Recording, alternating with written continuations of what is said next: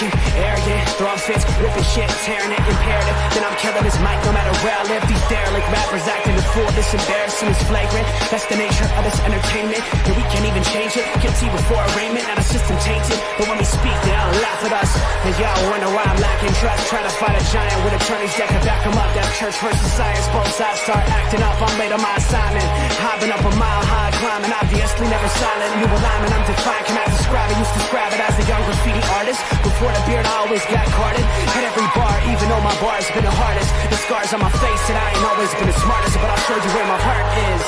I said I'll show you where my heart is.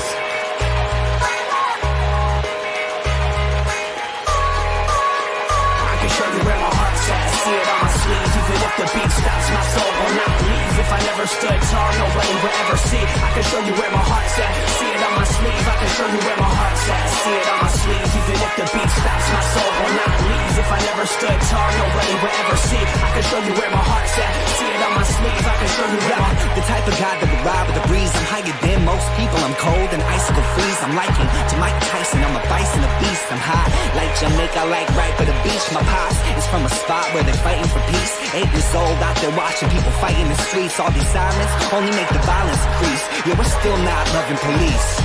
It's that bright young American, nice, dumb, arrogant. Tight on a mic, but he might need a therapist. Heart full of kerosene, head full of fairy tales. Said that you're my homie, you don't know me, but I know you very well. Roll back on some West Coast shit. This whole track is wetter than your dress code kiss. About to hit the track, running on some retro fit. I guess so lit, I guess so bitch, now let's go.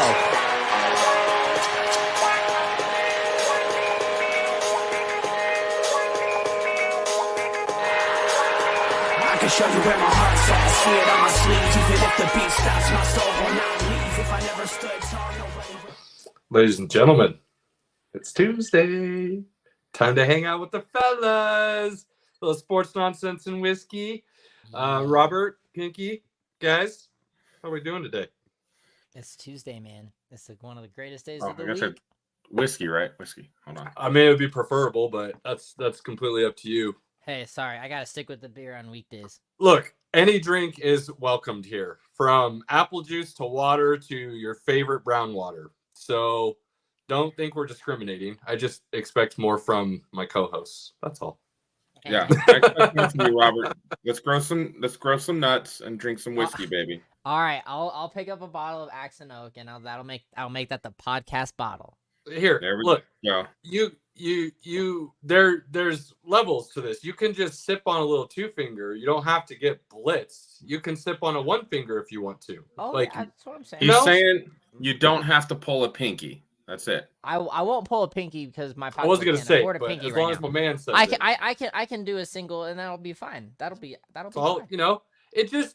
I just happen to have a nice beer, so that's fine. That's fine. Like I said, anything is fine. Anything is welcomed. It's just the idea that it helps open up the thoughts, if you will. Whets the palate and gets the mind thinking. That's all. Yeah. And a shot of Jameson beforehand always helps. Hey, I got some people that are big JMO people. I'm more of a Jack guy myself, but either way works. Hey, a little. I'm not a JMO guy. I'm really not. I actually think proper 12 tastes better. Shoot me. That's fair. You want to go proper 12? Sure. Okay. Everyone's entitled to their wrong opinion, but that's okay. Ooh.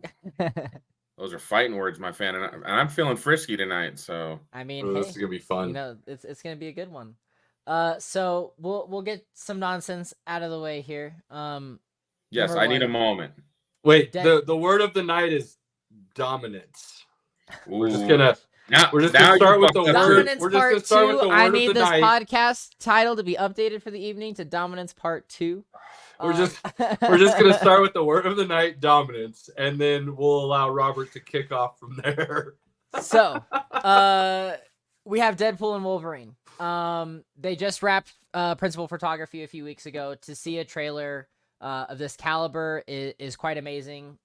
For those nerds, there's several Easter eggs packed in there. Number one, my favorite personally, Pyro is coming back. He was one of my favorites from the X-Men trilogy. So I'm glad to see him. A lot of things to unpack. Of course, we did not get Wolverine in full, but they'll save that good stuff for later. Caleb, What your thoughts on that there?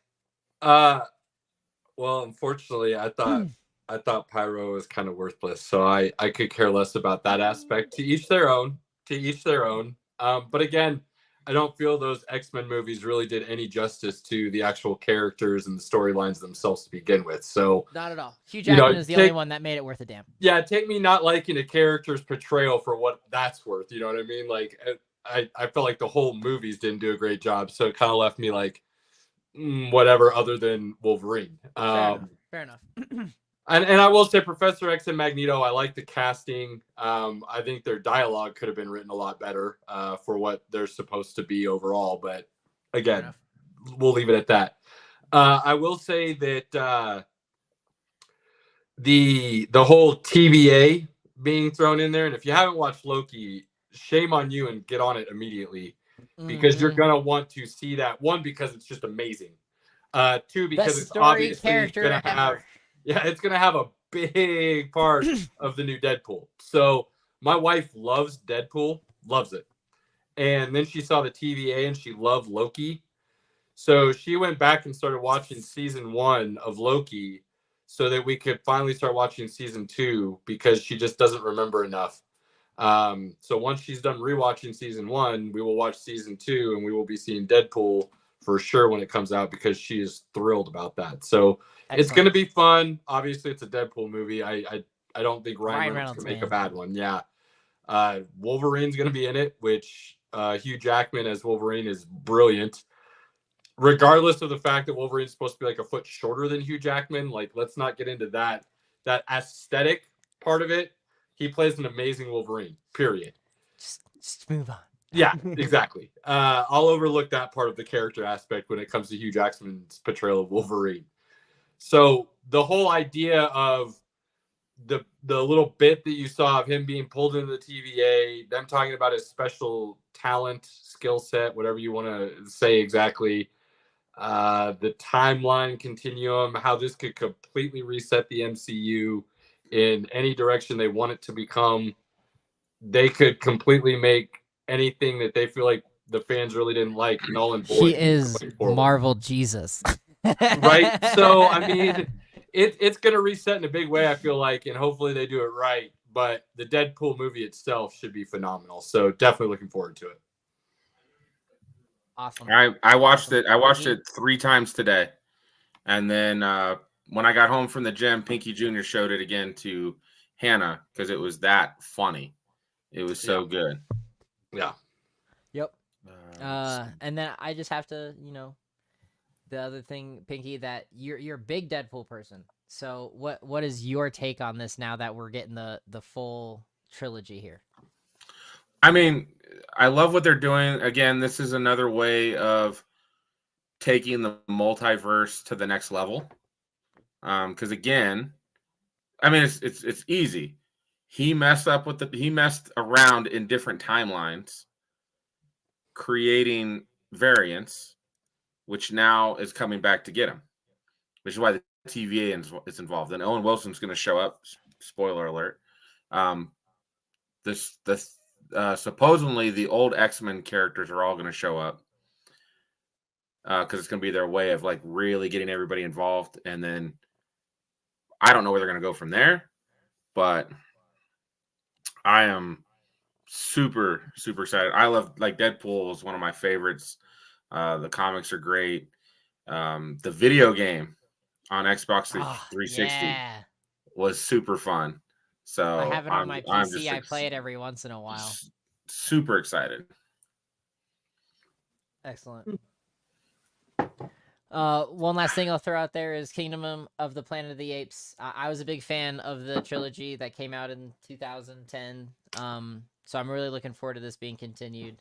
I'll leave it at that. I know a lot of people aren't Planet of the Apes fans, but I'm very excited. So I enjoyed the trilogy that came out. I haven't seen the trailer yet. I still need to go back and watch that. Okay. I still need to go back and check out some of the commercials people have been talking about. Just haven't had a chance to do that. Is the best with J-Lo and Ben Affleck. That I thought that one was top tier for this season. Anyway, it definitely was a lackluster in commercials. We'll get to the Super Bowl as a whole. We'll get to I don't want to go down that road right now. Yep. So, and then I'll just put that out there real quick. So this is my best friend. She was actually with me at Andy's place when I was watching the Super Bowl. Her nickname for my family is the Pepper Princess because she literally lives on a 12-pack of Dr. Pepper and water. So she's tuning in and watching us tonight. Well, then drink that DP, girl. Glad to have you, Candace. Glad to have you. So, all right. Any other nonsense things before we move on here? I'll just put that out on the stage. Dominance. And go. All right. So for all of you that have been tuning in for the last several weeks have known that our good man Pinky here was going to the Super Bowl courtesy of USAA, which I was luckily to benefit from Pinky here.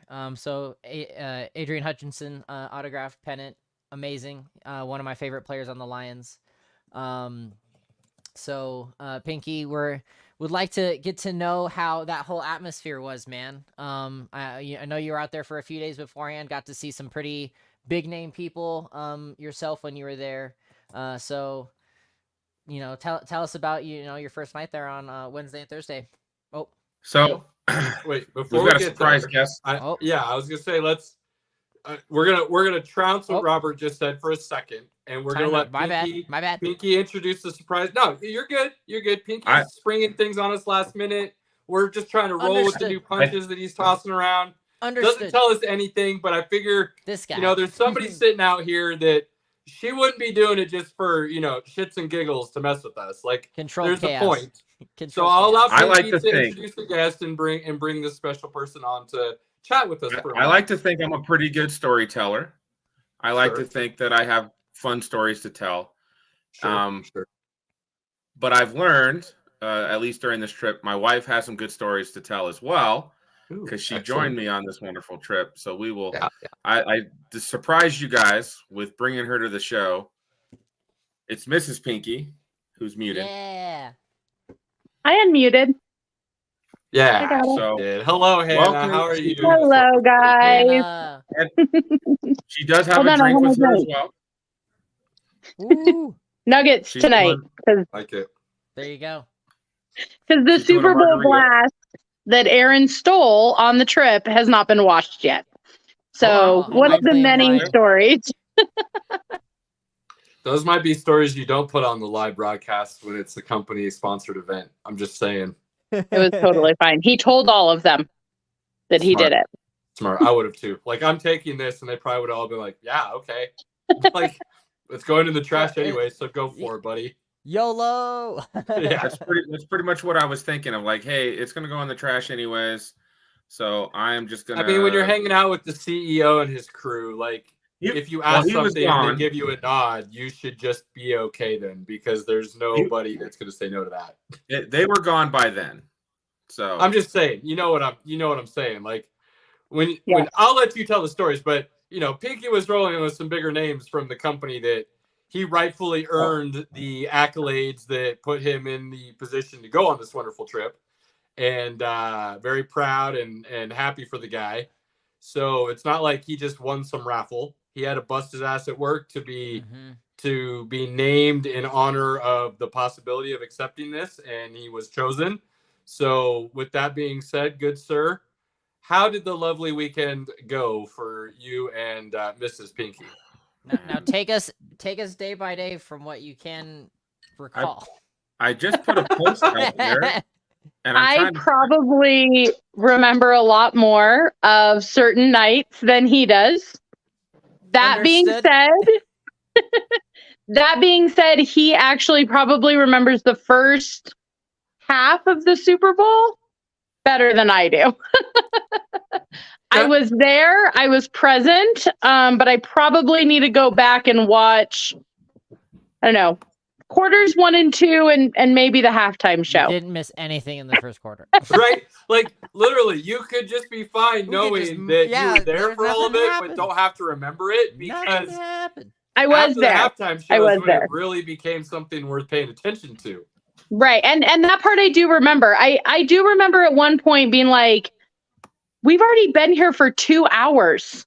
Like, I will say, jumping ahead to Sunday a little bit, being in the game, being in the stadium, we go to a lot of games. Like, we've traveled, we go to different stadiums, we root for different teams.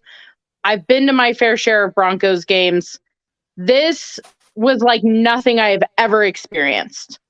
The energy level, the excitement level, the volume. I've been in a dome before. It was completely next level. It was like nothing I have ever experienced. I don't even know, to be completely honest, like I don't even know how to describe what the energy level in the stadium during the game feels like. So that's awesome to hear, because one thing that like I felt like there was a difference, but being at home, watching on TV, sitting on your couch, you can't really tell the atmosphere per se. You can only kind of guess based on certain things that are happening. Right. It felt like for the first time in, I don't even know, a decade, maybe longer, it felt like it wasn't a corporate crowd. It was actually a crowd that cared about watching the game and was there to truly root for teams rather than just be there to show face, which was, so it's cool to hear you guys say that it was that loud and I mean, it felt like that in the city. Like, even leading up to the game, the couple of days leading up to it, there truly were fans. And again, like we'll talk about it, the NFL experience that we went to and being part of USAA and the Salute to Service lounge that they do, and just being there in the city among all of the fans. They truly were, like, there were speckles. Like, you would see the occasional person wearing like a Lions jersey or a Packers jersey. But I would say like the actual fan base for the Chiefs and the Niners came out. That's like awesome. They were there in full force. Like, we were sitting next to a couple that said 2 weeks ago when the Niners won, they bought their hotel room and their airfare. And they said, we're going and we'll figure the rest out later. Nice. And literally Friday morning, they bought their tickets to go to the game. So you truly did have fans from those cities that were traveling to be at the game. And that, I think, added to that level of excitement and intensity within the stadium. And we probably weren't like true city fans like a lot of the people were. We were wearing Niners gear. We were rooting for the Niners. But there really were people from San Francisco, from California, that were there supporting their team. So first off, cheers, Pinky, because you called that for, man, I don't even know, the last solid 5 years at a minimum, that if they did a Super Bowl in Vegas, it would be the ultimate grab of people coming to support their teams, and they would actually use it as like a fan-based Super Bowl more so. So cheers to you on that one first off. And then I know we had talked about that one before. I remember that. Yeah, you were spot on with that. The other question I will throw out there real quick before we start hearing kind of your breakdown of the long weekend.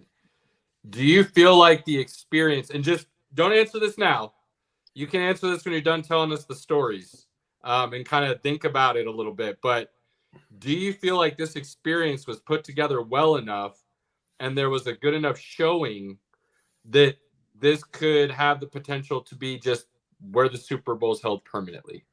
So just think about it. Think about it. They won't do that. Easy.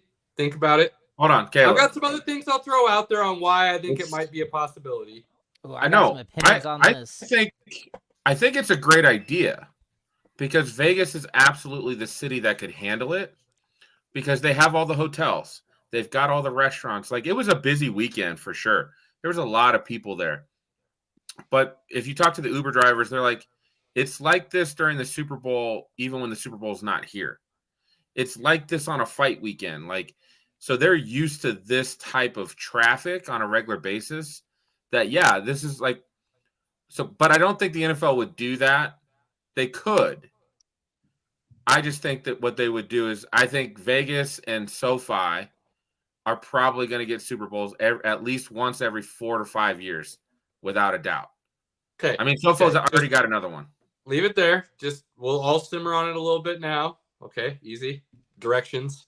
Working on that with my toddler here. We'll take some of those lessons. Easy. That's and move them exactly over. what it's like being with him. Move them over to my big guy here and help him just So- smooth over the All right. situation. here a little Roasted. bit. So I'm And going to we'll- be working the slideshow. This is I why won't you don't be- want to invite me on the podcast, because I will agree with Caleb that directing him to do much of anything is like directing a toddler. I swear it's not where I was going, Peaky, to move in that direction. But I mean, there are some truths to what your wife just Okay. spoke. I'm just saying. So I just want you guys to know. So, You guys can ask me the question directly, ask Hannah questions directly, whatever.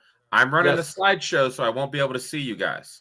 okay, That's so that's fine. where I was going to go. So now let's start getting a breakdown.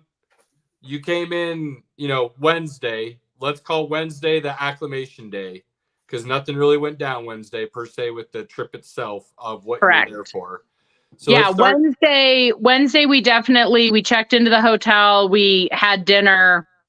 Other than just kind of, so to start, we stayed the first 2 nights in Aria. Wednesday and Thursday night we were at Aria, and I will say, I think we saw more players at Aria than we did the Bellagio. So we moved to the Bellagio starting on Friday. That was when all the USAA stuff kind of took over, was on Friday. So the picture he's showing now is the lobby of Aria. I will say, as a whole, the city itself was very much so ready for the Super Bowl.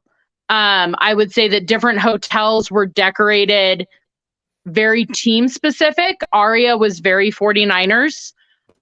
Very, very little Chief stuff anywhere. The airport was probably 50-50, but I would say the city as a whole was very heavy 49ers. Promotionally, decoration California wise. proximity, yeah. Okay. Yeah, well, and being a Raiders city, they felt the same way we did. We didn't want to see the Chiefs win, being Broncos fans. Raiders fans didn't want to see the Chiefs win either. So I think as a whole, they were very 49ers. Sure. I mean, let's be honest. The Raiders fans wanted to see the stadium implode The Raiders, and kill both I was teams. about to say, for the Chiefs Yeah. and the 49ers in their new stadium. before Raiders are they hoping even for take the Bane to show field. up. Ouch. Yeah, I That mean, hurt. all the That's a kick teams- right to the gut. Literally, I would say of all the teams the 49ers don't want to see playing in the Super Bowl in their home stadium are those 2 teams. Like, Yeah, honestly, absolutely. like So that's pretty brutal. the picture he just showed was super random. I mean, there was just crazy stuff going on everywhere. That previous picture was a podcast that was being done live from the lobby of Aria. I'm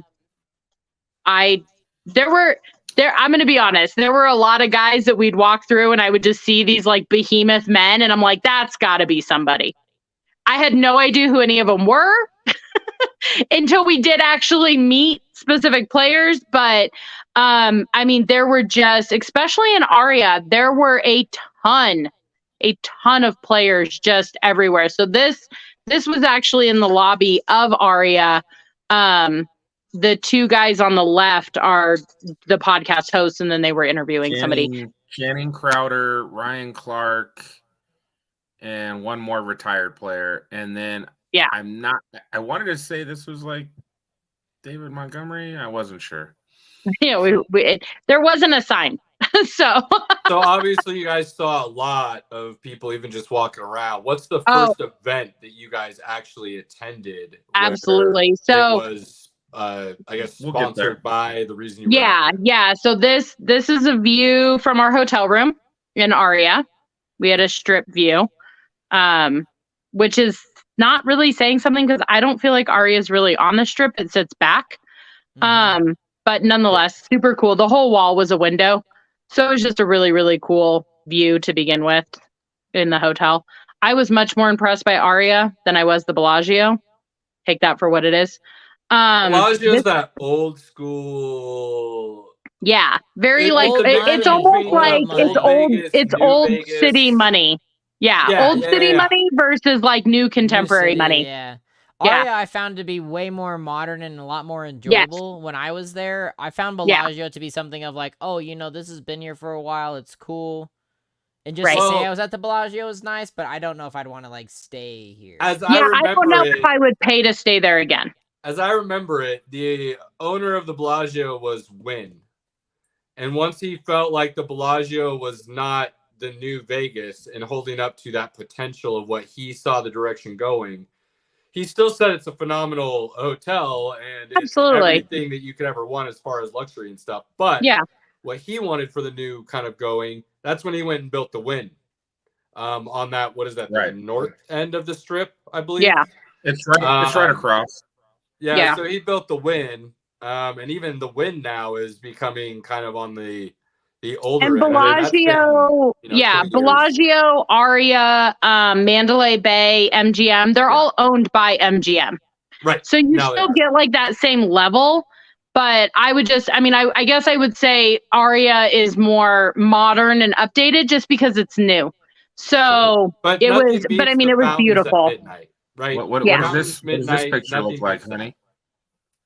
Oh, I know what this one is. This is a chocolate football in the Aria Casino. And it doesn't look really grand in the picture because there's no perspective next to it. But if you put a person next to that, it's bigger than a person. So for the locals in Colorado, if you know the Broadmoor, when they do their Christmas events, they also have something very similar. They do a scene from Colorado, and they chocolatier it. So if you all understand that, basically apply that to what this football is. Yeah, it was huge. It was a gigantic, and at first we were just like, cool, a football. You actually had to read it to know that it was a chocolate football. This was our first player encounter of a player we actually knew. What a And bum. I am horrible with names. So we were Mr. literally standing in like one of the like convenience stores buying water because again, if you're from Colorado, you are aware that you cannot drink Vegas water. Honey, It's disgusting. Can you send a kid down with a better charger? This thing's gonna die. I don't know where any of the kids are. Hold on. Wow. So we were in like one of the convenience stores inside of Aria buying a bottle of water because I felt like hydration was important. In Vegas, it is smart. Well, because we were getting ready to go into the weekend of free alcohol. So, Daddy needs you to bring him a charger. Right here. Take. So, the camera's not on you. So, I turn around and I see Greg Olson standing behind us. And I was like, honey, like all weekend, anytime I would see somebody, I would just say, that's a guy. Because I knew it had to be a player, but I didn't know who they were. So I would just go, that's got to be a guy. And so I turned around and I saw Greg Olson and I was like, that's a guy. Like that really is somebody that I recognize, but I could not remember his name to save my life. And I was just standing there like a deer in the headlights, not knowing what was going on. And so then Aaron turned around and he said, honey, that is only like the greatest announcer of all time, Greg Olson. So by saying that, he got Greg Olson's attention and he turned around and he said, hey, thank you so much. I really appreciate that. And so then we asked him if we could take a picture with him. And obviously he obliged. I will say he is a huge, huge man. Like, you don't realize it, I guess, when you see them on TV or even like as announcers among their colleagues who were all as big as them. But the fact that he made Aaron look short, like just was crazy to me to think that somebody is that big. And there were people walking around all weekend that were that size or bigger. And so it was pretty crazy. But he was the first official player that we saw and actually recognized and knew who they were.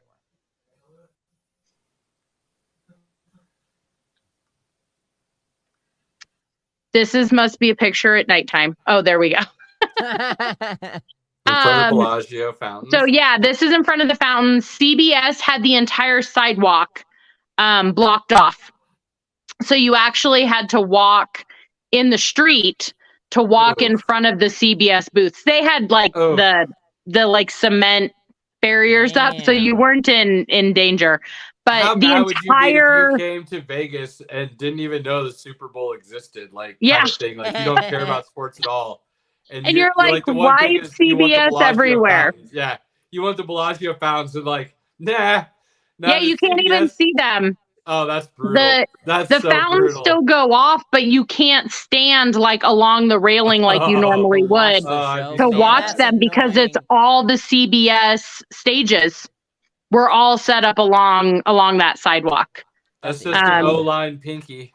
That's my guy right there. The assistant O-line coach Pinky holding. This is Aaron and the national Dolphins. championship and his Super Bowl rings. This is his Dolphins gear. And that's what I told him. I said, you should wear the rings and just walk around, and people will just think that you're like a random coach. Yeah, dude. If somebody looked at you, you should have just been like, and then kept moving. They would have gotten out of your way. It would have been amazing. Can we do that?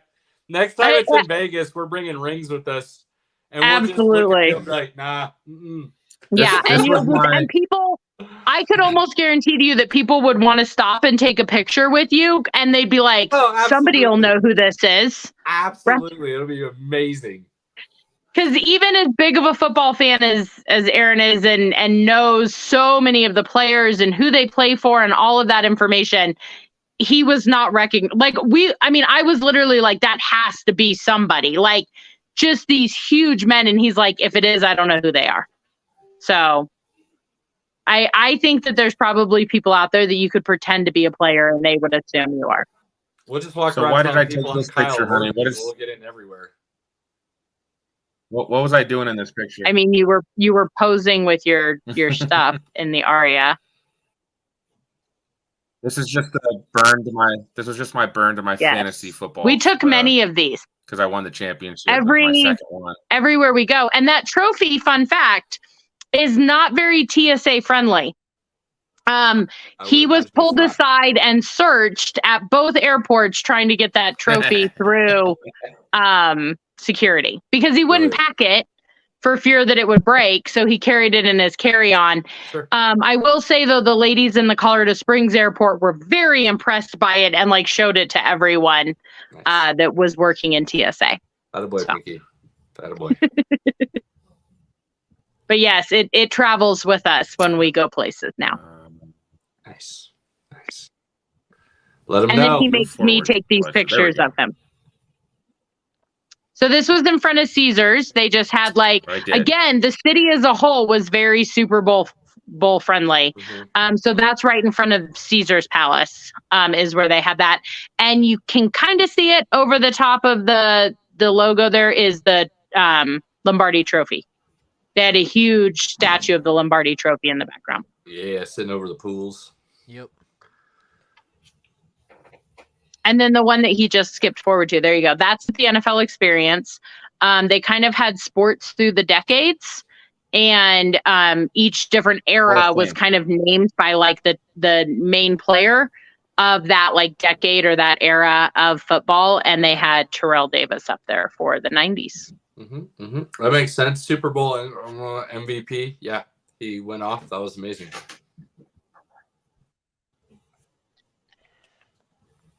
Oh, hold on. There you go. They had giant helmets. So my understanding is handled by Broncos helmet. This is just. I mean, what other helmet was I going to stand by? But makes a good point. The NFL experience, from what Aaron has said, is the same anywhere. So at the draft, they have a lot of these same things. So like I was taking pictures for our son of like Browns things, and he's like, "Mom, I've seen all of these, and I've taken all these pictures myself," because the NFL experience, if you go to the draft, is very similar to the NFL experience at the Super Bowl. So that's what all of these pictures are, is at the NFL experience. And they do a really good job of representing every team there. All right. I love all the pictures, but I want to hear like Yeah, you gotta. Do you like have the a picture of actual like the things you would- pillow or the cups or any of that? We're This getting there. We're getting there. this No. was our Friday night. This was our first kind of big Yes. event. All right. So Friday night we went to So Brooklyn Bowl, it's called NFL House, or was it? and they hold it every year somewhere, and that's where they give tickets to their sponsors to basically give to their employees and go have a good time. Food and drink is all provided. And this year it was at Brooklyn Bowl, which is a bowling alley that holds Concert live venue. concerts and parties, and you can book it, and it's pretty expensive. It's an awesome place. Because in reality, in Vegas, you can mesh any like 2 or 3 things together and it just makes sense. Yeah, So absolutely. this was a restaurant, bar, bowling alley, concert venue. And they had these are bowling balls. It's really hard to see in the picture, but these are bowling balls, and they had one made for every team. So these are NFL bowling balls. We did not get to bowl with those.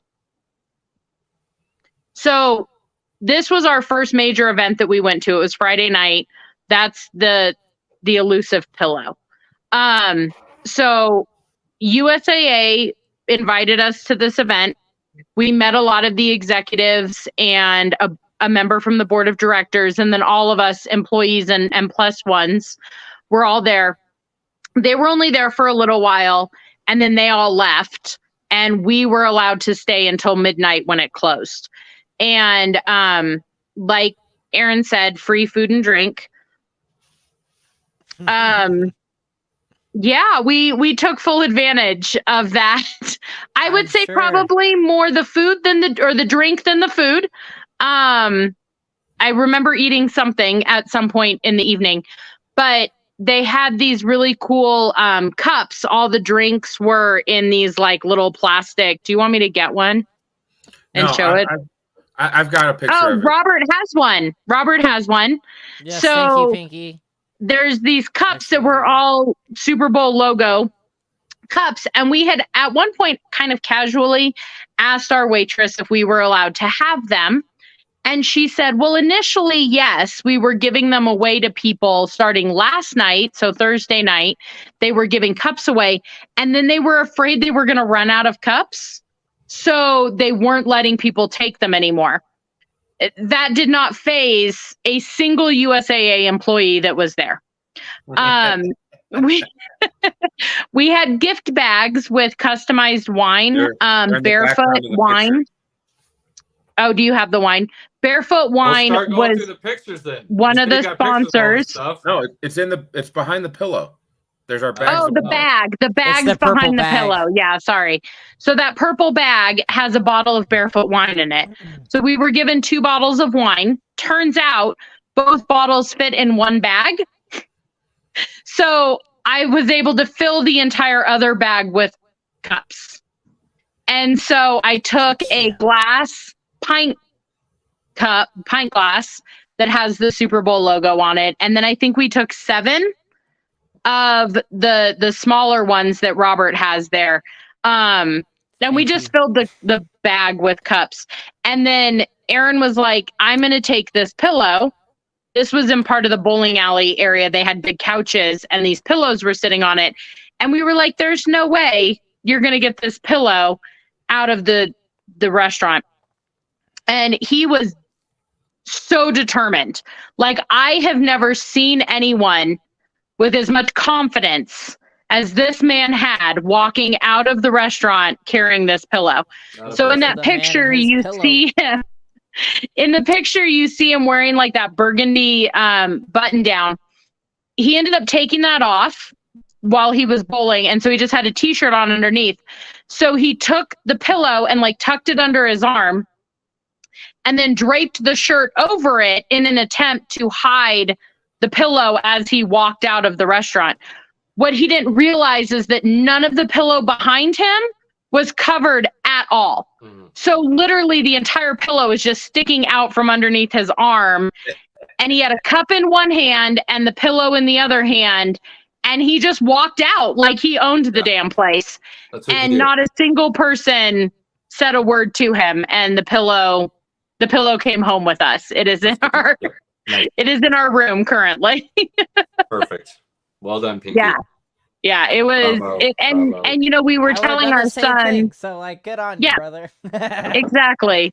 And we were telling our son about it when we got home, and he said the key to stealing anything is confidence. If you have confidence in the fact that that pillow now belongs to you, no one's going to question it. And no one did. He walked right out with the pillow. So Just to they be came home clear, with us. the moral of that story, kids, is confidence. Not Yes. anything else before that. It's just Yeah. confidence. Just And have the fact that our 18-year-old son was the one that pointed that out to us is, you know, maybe a little bit concerning. It's a true statement. But you should This ask more lady, questions. I don't know that we even know her name, but she works for DraftKings. And the reason that he was so excited, and she's very excited to meet him, is because she used to live in Denver.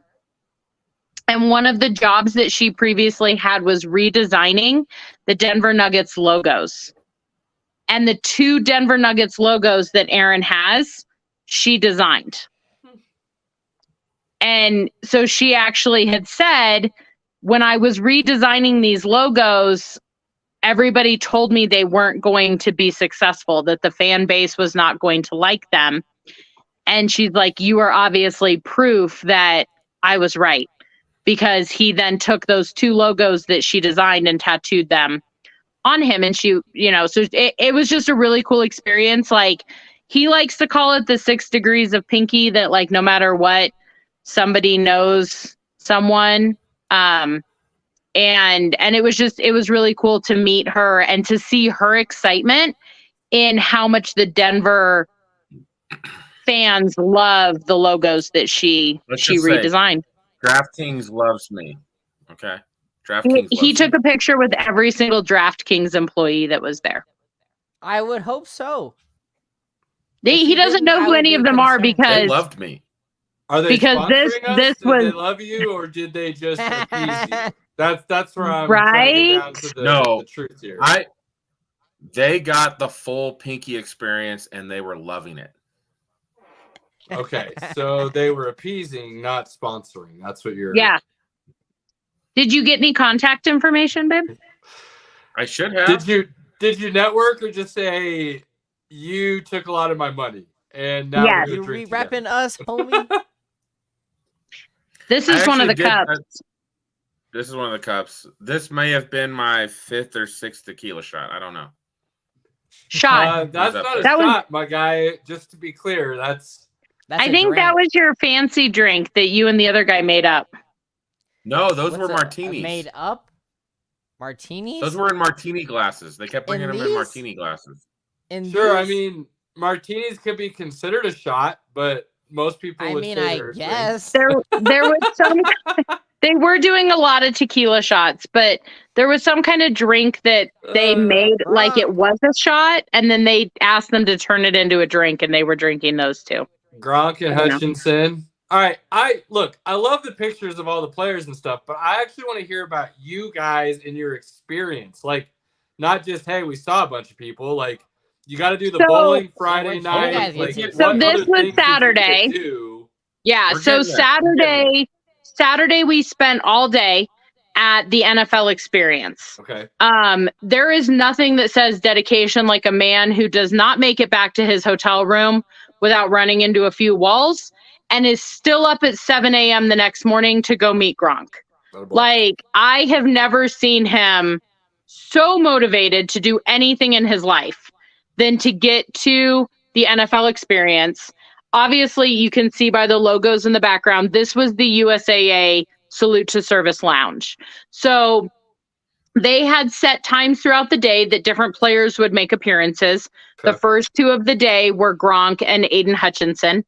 And being part of USAA, we were considered VIP lounge members. So we didn't have to sign up for the different sessions like everybody else had to. And they capped it at a certain number of people that got to get into the lounge for each of the different players, which was really cool because it made it a very intimate experience with each player. And they truly did like take time to answer questions, talk to the fans, sign autographs, all of that kind of stuff. So this was our first one, was Gronk and Aiden Hutchinson.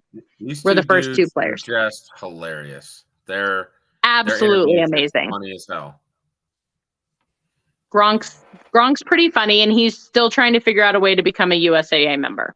What you I should have offered said Hannah is you should have just yelled at Gronk and been like, Gronk, party, Pinky, potty, potty, potty. And then you could have just walked off into the sunset.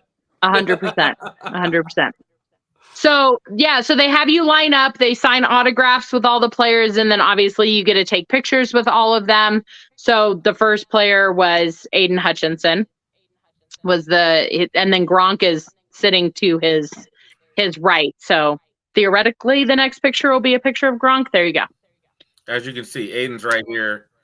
Yeah. Gronk looks like a little schoolboy. Like He taking really a does. picture with Pinky, not the other way around. He's like, oh my goodness, I'm taking it. Yeah.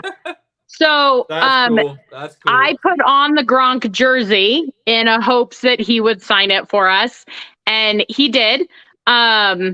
And I actually told him, because I walked up and he said, "That's a really great looking jersey. Turn around and I'll sign it for you." And I was like, "Thank you so much." And I told him, I said, "Huge fan. We love you as a Buccaneer. Unfortunately, being Bronco fans, couldn't bring myself to wear a Patriots jersey, but Facts. I will wear the Bucs jersey all day." And he laughed. He thought that was pretty good. So Nice. I didn't totally freeze up. Andy said when I met Gronk, I was going to completely freeze up and I wasn't going to know what to say. Thankfully, I didn't do that. So That's because Andy's deepest fear is finally getting to meet like Len Dawson or Patrick Mahomes or something, and he would just be like, why'd you blow it? Why'd you blow it? And then they would just be like, and this conversation's over. yeah, exactly. You know Andy would say something to make them blush. He would. Yeah, absolutely. And you could totally do that to Gronk because that man has like no filter. Like right. we've got some pretty amazing video clips of him in his interviews. Tua was the next player that we got to meet. Super amazing guy. Like, Hey. just Sorry to interrupt. Yeah. That is awesome to hear. This is one I had an actual question about before we move on, just in case you're going to the next one. Two things. One is kind of what you just said. Is he, or do you feel like he's as genuine as he always seems to come off in interviews and stuff? And two, did it surprise you how big he actually is? Yes and yes. He definitely put, as a mom, as a wife, you can tell that he values his family. He values his wife. They asked him like what his biggest goal is for next season multiple times. He was asked the same question by both the guy doing the interview and the fans, because they gave the fans an opportunity to answer questions or ask questions. And not once did he say what his goals are for next season, or, you know, like a lot of guys are like, we just want to make it to the playoffs. We want to make it to the Super Bowl. Like, we want our record to be better than it was last year, whatever their goals are for the upcoming season. He was like, I'm focused on the off season. I'm focused on being at home with my family. I miss a lot of things with my children. Because of our schedule. Birthdays aren't the same, holidays aren't the same. And it really truly does seem like his family is so important to him, and getting to spend the next few months before, you know, OTAs and all of that start up again, of really getting to spend time with his family and kind of the appreciation that he has for his wife, and basically being like, my wife is a stay-at-home mom taking care of our kids so that I can live my dream, so I can do what I want to do. Now, of course, like the skeptical side of me is like, I don't think she's complaining all that much. You are bringing home the paycheck. But as a wife and a mother, it does kind of like give you this sense of like, you just don't hear a lot of players saying those kinds of things. Sure. That their main focus is on the off season and getting to spend time with their family. Awesome. All right, what's the next event you guys... he is a bigger guy than I thought he would be. I like looking at him on the field, he seems small. Sure. But definitely a lot bigger than I thought he was. So yeah, what like Caleb was saying, what was the next event you guys went to? This was all day. Oh my God. Saturday was all day players. So Bijan Robinson. Did I get that one right? I was telling him his fit at the draft when they took that yes. picture. So I got to meet Bijan and right next to him is CJ Stroud. So those two were together. There you go. Do you want me to tell my helmet story? Mm-hmm. Oh, I saw that one you posted on Facebook. Yeah. So if you follow me on social media, not that people need to, but as you guys know, they go to the draft every year. Caleb, our son, is a huge CJ Stroud fan. Obviously watched him get drafted. They had pennants. Robert has the one there in the background that Aiden signed. They were very kind of strict about only signing the pennant. So if you got something outside of a pennant signed, you were kind of special. So I had the mini helmet from last year's draft in my hand, and I walked up to Bijan and I said, my son watched you get drafted last year at the draft in Kansas City. It was a really exciting experience for him. This is actually the helmet from the draft. If you wouldn't mind signing it. And he was so excited. He loved that I had that. And he was like, no questions asked. He took it from me. He signed it. And then I went over to CJ next, and I basically told him the same thing. I said, my son's a huge Ohio State fan. He watched you in college. He's beyond excited that he drafted him in our fantasy draft. So that can be his keeper for our keeper league this year. And so I just, I told CJ that too. I said, he's a huge fan. And he said, where is he? Why isn't he here? And I said, well, we only got 2 tickets and he didn't get the invite. But he took the helmet and he signed it as well. And then he actually wrote to Caleb on the helmet.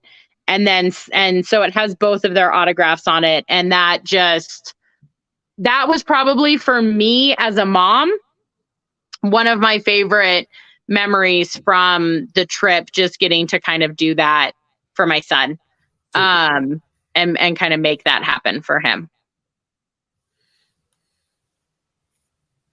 This is so our all-day experience Friday, players, autographs. What happened Saturday? Oh, wait, that was Saturday. Oh. This is all Saturday. Yeah. This is all Saturday. Friday night was the employee stuff. Yeah. My bad. I thought that was part of Friday and then the bowling Friday. So Friday was the bowling and kind of hanging out with the USAA people, sponsors, things of that nature. Right. Saturday, you got to do the NFL experience where you got to do the sit in on the interviews and do the meet and greet, autographs, things of that nature. Yes. During the day. What did you do Saturday night leading into Sunday? We'll get there. Very last player we got to meet was Puka. He was the last one that came in. Absolutely amazing guy. Again, being a mom, I love the guys that like shout out their mamas, and his mom was there. Like, she was standing in the wings waiting for him. She was sharing in this experience with him. I would have I honestly said, like, I wish she had stayed out there. I would have taken a picture with mama, like it was just cool. So he was the last player that we got to meet. One of the coolest parts of being part of the Salute to Service Lounge and getting to be in there all day was USAA doesn't just send their employees to the Super Bowl. There are a lot of other people that get tickets on behalf of USAA to get to go to the Super Bowl. And those are those are fans from the Wounded Warrior Foundation. I'm sorry, Wounded Warrior Project, Veterans of Foreign Wars, the for what was it called? The American Legion. So we got to meet those people, the guys that were there on behalf of the Wounded Warrior Project. So we met two of them in particular, Josh and John, were their names. Jonesy. And yes, his name's John Jones. John Jonesy Jones. He is a double amputee, Purple Heart. That sounds like an Appalachia old boy. Good old boy. He lives in Windsor, so just up the road from all of us. He is a Purple Heart recipient, double amputee. I believe it was a roadside bomb in Iraq. A former Marine. And then we met Josh and his wife, who were also there as part of the Wounded Warrior Project. So when you say, what did you do Saturday night? We actually went and had dinner with Josh and his wife. That's awesome. Because it was really important to us being part of USAA and, obviously specifically Aaron working for them. I like to think I support my veterans as well in the best ways that I can. But I think that being on the front lines and working with those service members every day as part of USAA, it just really meant something to us to get to be with them and experience the same exciting weekend with them, because they're there for different reasons, but from the same company. So it was just really cool to get to meet them. And then we actually spent all morning on Sunday at the morning into the afternoon on Sunday, we went to the NFL tailgate. And we actually spent that time with them as well as a couple of the other USAA employees at the tailgate, where we saw, again, food and drink were included. So Hannah doesn't remember a lot of Gwen Stefani's performance or the first part of the Super Bowl. I'll tell that story. Again, you didn't miss much, but you still have the experience of being almost catered to on a bucket list situation. So it doesn't matter. Oh, 100%. We had Hannah, is do you remember the feeling you had when it was happening? Absolutely. It was like nothing you can explain. So this is Sunday. This is Josh and his wife. They're Chiefs fans, but it's because he's originally from Kansas. It's fine. But they're actually out of Albuquerque is where they live now. So super, super sweet, amazing people. Like, just it really was a very unique experience to get to hang out with these guys and hear their stories and then really feel like you get to thank them on behalf of USAA and everything else. So that's John in the middle, the taller one, and then his brother was his plus one. His brother probably had one of the best Vegas experiences out of any of us. He saw himself a nice call girl. He did. And he saw all of her. Why, guys? There's no reason. There's no reason to throw him under the bus like that. Like, easy. He was telling anyone. He was telling anyone and everyone his story. So allow him to share those details. You guys don't need to put the guy on blast. Let him. No, it was amazing. He literally was just walking through the hotel at like 3:00 in the morning and saw a lady with her. I don't know how you describe the gentleman that was with her. Fishnet. Yeah, she was wearing a fishnet dress. Look, he might have been a little Fear and Loathing style Las Vegas trip at the moment and enjoyed his time, and a sober version of the same gentleman might not be so willing to tell the story. That's all I'm saying. He was sober when the experience happened. So one of the cool things that John got to do was he actually went on Sunday morning. He was on Fox and Friends talking about the different projects that he's involved in with Wounded Warriors, and there's a fly fishing one that they do that I can't think of the name of, but he helps put a lot of those on. So he had a Sunday morning interview live at like 3:30 in the morning Las Vegas They picked time. him up at 2:45. So they picked him up from the hotel at 2:45 in the morning on Sunday morning. And his brother was like, I'm going to take one for the team. I'm going to go with you. Like, there's no reason why you should have to get up this early on your own and go do this interview. Well, they get to where the interview is. And he's like, so apparently I wasn't on the list. And they told me I couldn't come in to where the interview was actually being filmed. So the driver brought him back to the hotel while he waited for his brother to finish the interview. And that was when he saw.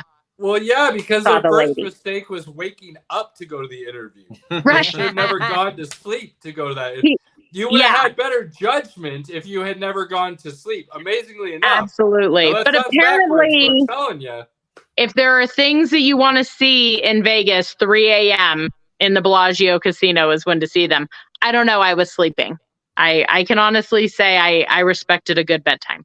I mean, it's There's a Vegas, lot of so- things you can see in Vegas, and I've had my At own any fear point and in loathing time. experience. So, yeah, you want to see something in But- Vegas? I guarantee you, it's easy enough to find.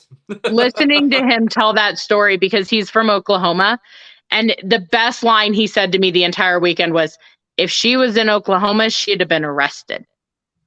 And he was like, he was so serious about it. Like, he could not believe what he saw. The right It was wing adorable. questions aren't letting you walk around in certain situations. I'll tell you that much. So this was at the NFL tailgate, put on by TikTok, was the Gwen Stefani concert, which Blake Shelton appeared at as well. You. So that was super that's cool. That adorable. was just part of our They're so great. yeah. Oh, that's me flipping off the Raiders Smart. thing in the stadium. Yep, that's smart. I like it. Move forward. There we go. You're killing it with these slides. There we go. Same picture, different person. This is the view from our seats. All right, so now we're on a Sunday. So, well, we've been in Sunday. The tailgate was on Sunday. right, that's right. That was the Gwen Stefani was on Stefani Sunday. stuff. So yeah, Hey, this funny is enough, Pinky. He doesn't remember the tailgate. My buddy Colt, I think, and it's hard to know which corner exactly, but based on what I was looking at, I think my buddy Colt was about 20 rows in front of you.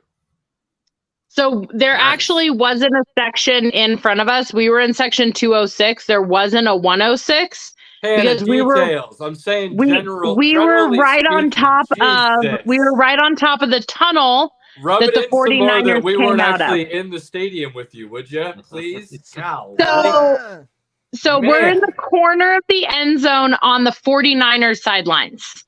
That's the side that we were on, and we were right above the tunnel that the 49ers come out of to get onto the field. Good seats. You guys had good seats. Got to see all the We did. action both ways, both end zones. Pretty solid. All of the touchdowns were scored in our end zone. That's awesome. It was amazing. Those I do remember. I do remember the touchdowns. I mean, you should. They were all in the Just second some half. random. Yeah. Just some Not random all of them, but you guys field got- shots, but Yeah, yeah. that was good. That was good. Yeah.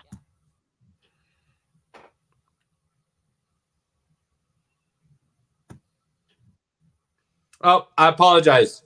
Colt was actually literally on the exact opposite corner end zone of you guys. Like, Well, that's why I literally was the gonna exact say if you opposite. knew which sideline. So he was technically on the Kansas City Chiefs Yeah, I sideline went and in looked it that up real same quick. end zone. He's Yeah. like in the exact same position of the end zone that you guys are in for San Francisco over on the Chiefs. He's just about 20 rows down or That's in awesome. that, Yeah.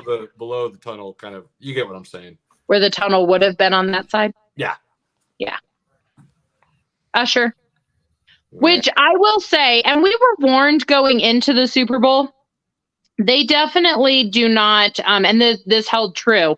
The halftime shows, the music, any of the musical performances, Reba was kind of like down on our end, towards the 49ers end zone singing the national anthem, but we were actually behind the stage. Well, it's not a concert made for the viewers. No, in the no, it is stadium. definitely it's a not. TV event. Yeah, it's not a concert made for the people that are there. It is 100% designed for the TV audience. But still an amazing experience. It was super cool. We have like the necklaces that light up, that like when you watch the halftime show and you see all the lights blinking in the stands, those are actually necklaces that the fans are wearing in the stands to make those lights pop up. So that was kind of a fun like behind the scenes thing that you get to learn. Obviously the end of the game, Super Bowl trophy being, and that was actually clear down at the other end as well. So not super up close pictures or videos that we were able to get. That was actually in the Chiefs end zone. They were setting up somebody's, one of the CBS or Fox, like it's probably CBS because they had the game. Yeah, they were setting up their broadcast booth section in the other end zone during this time. Yeah, so it like our pictures of the actual like Super Bowl trophy and the celebration and stuff aren't fantastic just because it was at the other end of the field, but regardless, we were there.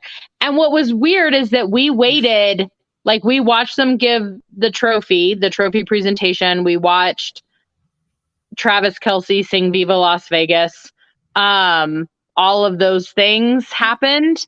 We never actually got to see them present the MVP trophy, which I feel like when you watch it on TV happens very quickly after the presentation of the Super Bowl trophy, but they never actually like announced it in the stadium while we were there. The other somewhat disappointing, I just have to say, like the NFL needs to fix this going forward. The confetti, I was super excited to get like some Super Bowl confetti. They shoot it out of cannons on the sidelines. So again, on TV, it looks like it's everywhere. It looks like it's just raining confetti. It does not. If you're in the stands, you like can't even get the confetti, which is kind of sad. I wanted some confetti, but I would have brought confetti back for Andy. I would have brought confetti back for my boy Greg if the 49ers won. So yeah, I was a little sad by that. But... Yeah, I told my cousin we'd bring her back some for her son, and you're nowhere near it. It doesn't even fly around inside the stadium to even try to get some. So, but that was about it. We had a bus that took us back to the hotel. We grabbed some late night dinner because it is like Vegas as a whole. You kind of feel like you're time traveling, right? The game was insane. It was so crazy how fast the time went by. Like I said, I literally looked at my watch and I was like, we've already been here for 2 hours, like in the stadium at the game. And it does not feel like that much time goes by. Right. So by the time we got back to the hotel, we pretty much just like grabbed some dinner at a restaurant in the hotel. And we had to get up and leave. We had to be at the airport by 7 a.m. Monday morning. Bro, I totally fat kidded it. I had a burger, slice of pizza, and a slice of cheesecake, and they were gigantic. And cheesecake. Same. Yeah. I didn't eat that much at the tailgate. I should have ate more at the tailgate because I drank. The lines to get food at the tailgate were too long. Understood. But it was. I mean, you're absolutely right about the time thing with Vegas. It's a black hole. Like everybody else ages around you while you like basically feel like you stay the same age, and then you have to go back to the real world. You're like, oh shit. Oh my god, I had actual like work stuff I needed to get done yesterday, and so this morning people were like messaging me like, "Thought you got home early in the day. Thought you were gonna do stuff," and I was like, "I'm still recovering. I woke up this morning exhausted." Like I was dead on my feet. It was we've done 4 or 5 days in Vegas before, but this was just, it was next level. That's the perfect amount, ladies and gentlemen. If you spend more time than that in Vegas, you need to Yeah. rethink what you're planning. I promise. But it was amazing. I mean, like I said before, it is a completely different energy level. And I don't know that there's really any way to explain it, because I think even just the energy level, the excitement of being at a game, you know, even just when we go to Broncos games, I'm just naturally more excited. You're feeding off the energy of everybody around you. This was unparalleled. Like there was really no way to explain the excitement and the energy level that happens in that stadium. It was amazing. So before we talk about the game, the two things I took away, besides that's where I was going to ask next. So perfect. Being at the game, one, meeting John and Josh, so cool guys, hung out with us, partied with us. We had a blast. Like those two guys are awesome. And I feel like I need to find, I'm going to reach out to somebody of the people that helped like organize everything. I really think the USA employees should get a little meet and greet with the Wounded Warrior guys, with the military guys. We happened to meet them because I'm a fun-loving guy and just happened to go talk to people. Like I was like, you were here at 10:30, you're back at 12:30. So hey, let's talk. We both have green bands on. And so we just talked. It was literally like, we both have VIP wristbands on. Tell me your story. Nice. Like, why did you get one? Like, we know why we got one. Why did you get one? And that was the only reason that we met them, was because we took the initiative to meet them. And I can't even say we. I don't just walk up to strangers and talk to them. He does. Stranger danger. This guy. He's never met a stranger. So, Everyone is his best friend. I'll start walking. That's why Pinky and I get along so well, because I'll start walking towards the chaos, and my wife's like all of a sudden disappeared, nowhere to be seen anymore. So I totally understand the dynamic. Yes. And all right, what's the other takeaway, Pinky? So the other takeaway is just, and it kind of, I'm getting a tear right now. It kind of warms my heart. Like my friends, my work colleagues, just everybody telling me, like, if there's one guy they should send to the Super Bowl, it's you, and you deserve it. Like absolutely. That, like to hear that warms my heart. So no, and it's true, because even people, absolutely, it wasn't, like I said, it wasn't given, it was earned. I don't care what anybody says, what anybody wants to think otherwise. It 100% was earned. But absolutely. You earn that based on who you are and what you do on a daily basis. So, we've said it before. I'll continue to say it. I'm proud of you because you did have to earn it, first of all. And then I'm just nothing but happy for you. Like my heart went like Grinch style and grew, 100 sizes bigger when you told us the news. So, it went to the right person. For sure. As simple as I can say it.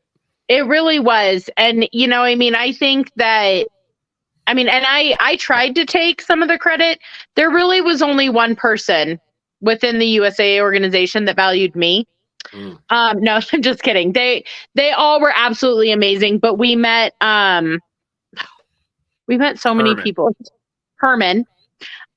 He's on the board of directors for USAA. And I will say that he made a huge point to thank us as spouses as well. And basically what he said was, what they do in the office can't happen if great things don't happen for them at home. Sure. So they're able to show up every day and put their best foot forward and really represent USAA as the amazing company that it is, providing for their members the way that they do, supporting our military the way that they do. And they do that because we're supporting them at home. And so then going forward for the rest of the weekend, I kind of tried to take credit for, I'm the reason that he's there. Smart.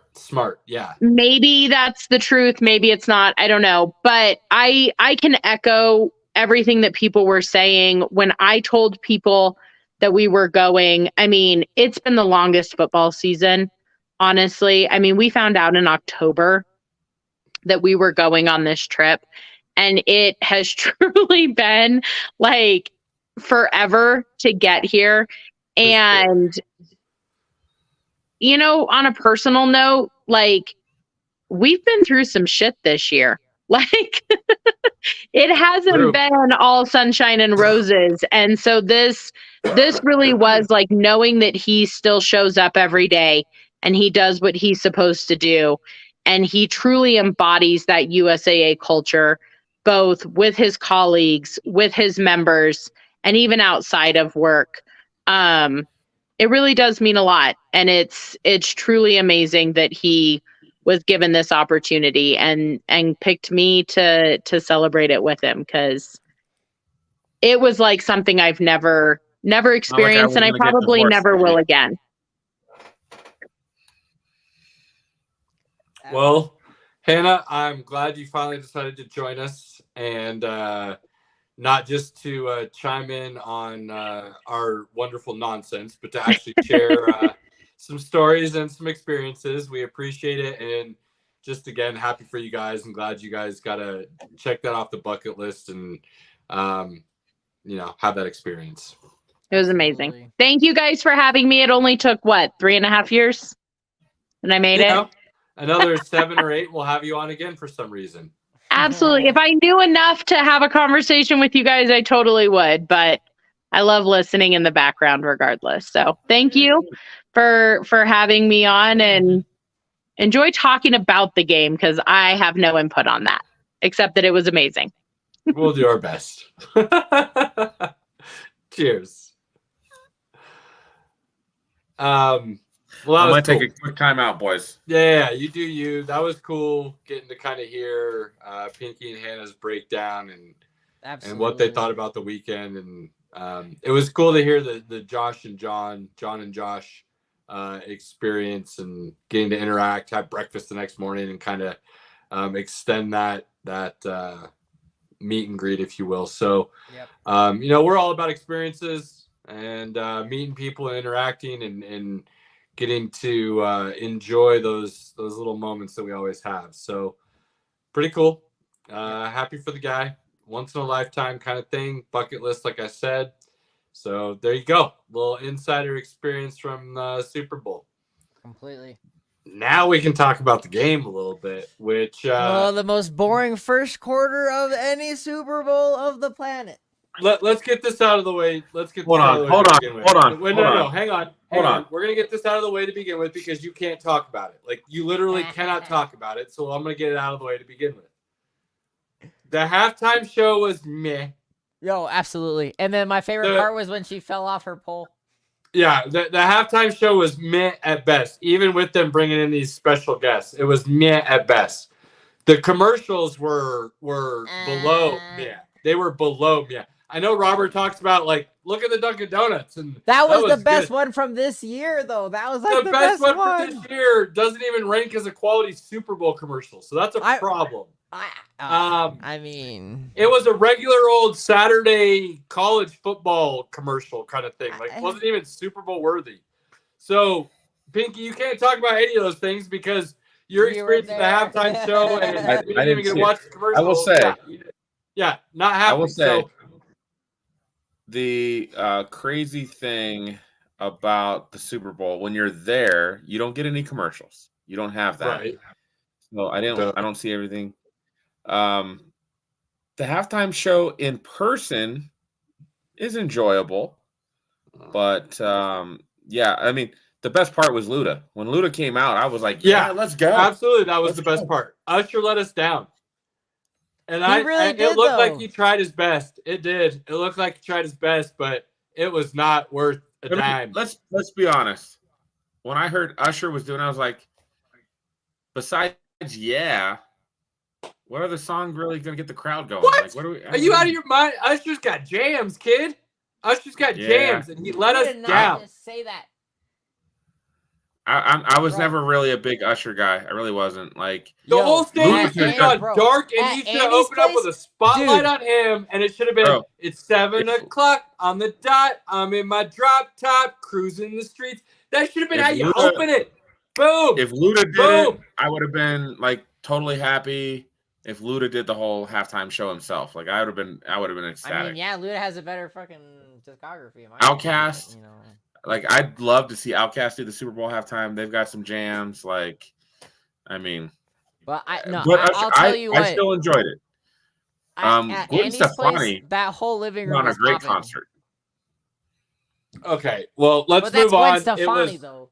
Let's talk about the game, because let's be honest. We're gonna break it down. We'll talk about it. But the commercials, meh. The Super Bowl halftime show, meh. The first half of this game, meh. And I will say this ended up being one of my favorite Super Bowls that I can recent memory. And the first half was like two mediocre teams playing each other. It was like, what is happening? You know what this first half reminded me of? Robert, you're too young to remember this, but Caleb will know. Patriots Panthers, 2003, I think. Yeah. First half, nothing. Second half, they are going back and forth the whole time. I Like, was 7. Yeah. So yeah, you don't know shit. Nope. So Caleb, Caleb, will I'm remember sorry that. I just aged you, bro. Nah, I'm good, because if I shave all of this off, I gain another 15 years. It's just, You Right. gain or you lose? well, Lose. gain as in youthfulness. Okay. I mean, I see what you're saying, how that could be interpreted, but gain within youthfulness if I shave this off. So Understood. you're good. Understood. Don't worry about it. Understood. Pinky doesn't get that same luxury, so you might have aged him. Hold on. slightly. Hold on. I Whoa. look 5 to 10 years I wasn't younger gonna when I fire that shave this shot. off. I was not Come on. gonna go there. Was not gonna go there.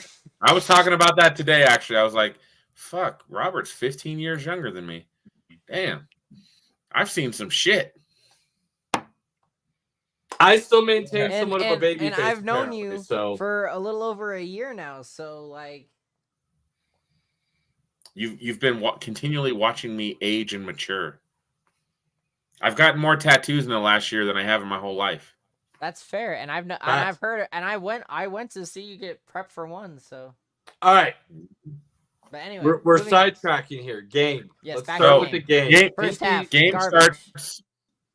starts after halftime, and it starts with a muffed punt. Well, no, hang on now. Let's start with that first half a little bit here, because there are some things that happen within the first half that are worth mentioning and discussing. So the 49ers in that first half had multiple opportunities in which they could have stretched out that lead and possibly, we all know the 28-3, okay? We understand. But possibly put that game in a position where it was over. And they could have done so within that first half. So while we say the game didn't start until the second half, well, that's because of the excitement, because of the back and forth that ended up happening.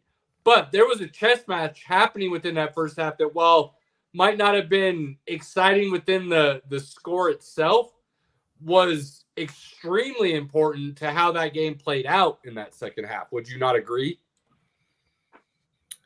I mean, I I would felt it in the absolutely agree. stadium. Actually, Like, again, our whole section was nothing but Niners fans.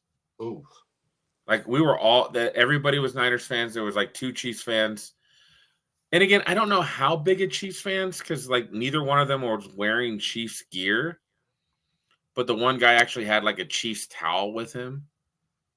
But I was like, They're Patrick Mahomes fans, right? They're Taylor Swift. Like, it's just like when I see like your girl's in a tracksuit. She was in a sweatsuit. And he was in like a jean jacket and something else. And I was like, there's nothing red about you, but you're rooting for the Chiefs. It was weird. It's a Super Bowl, man. You get people. it's Vegas too, so like you get what you get, bro. Vegas on top of that. I mean, I get When it. I went to Vegas, I saw some I shit, probably and I'm looked like, out of place. I had a Joe Montana, Mitchell Ness jersey on. I felt classic. I was probably out of place, but that first half was crazy. 49ers literally everything was going their way in that first half, except for that they couldn't finish. They should have had more than one touchdown in that first half. They absolutely couldn't finish.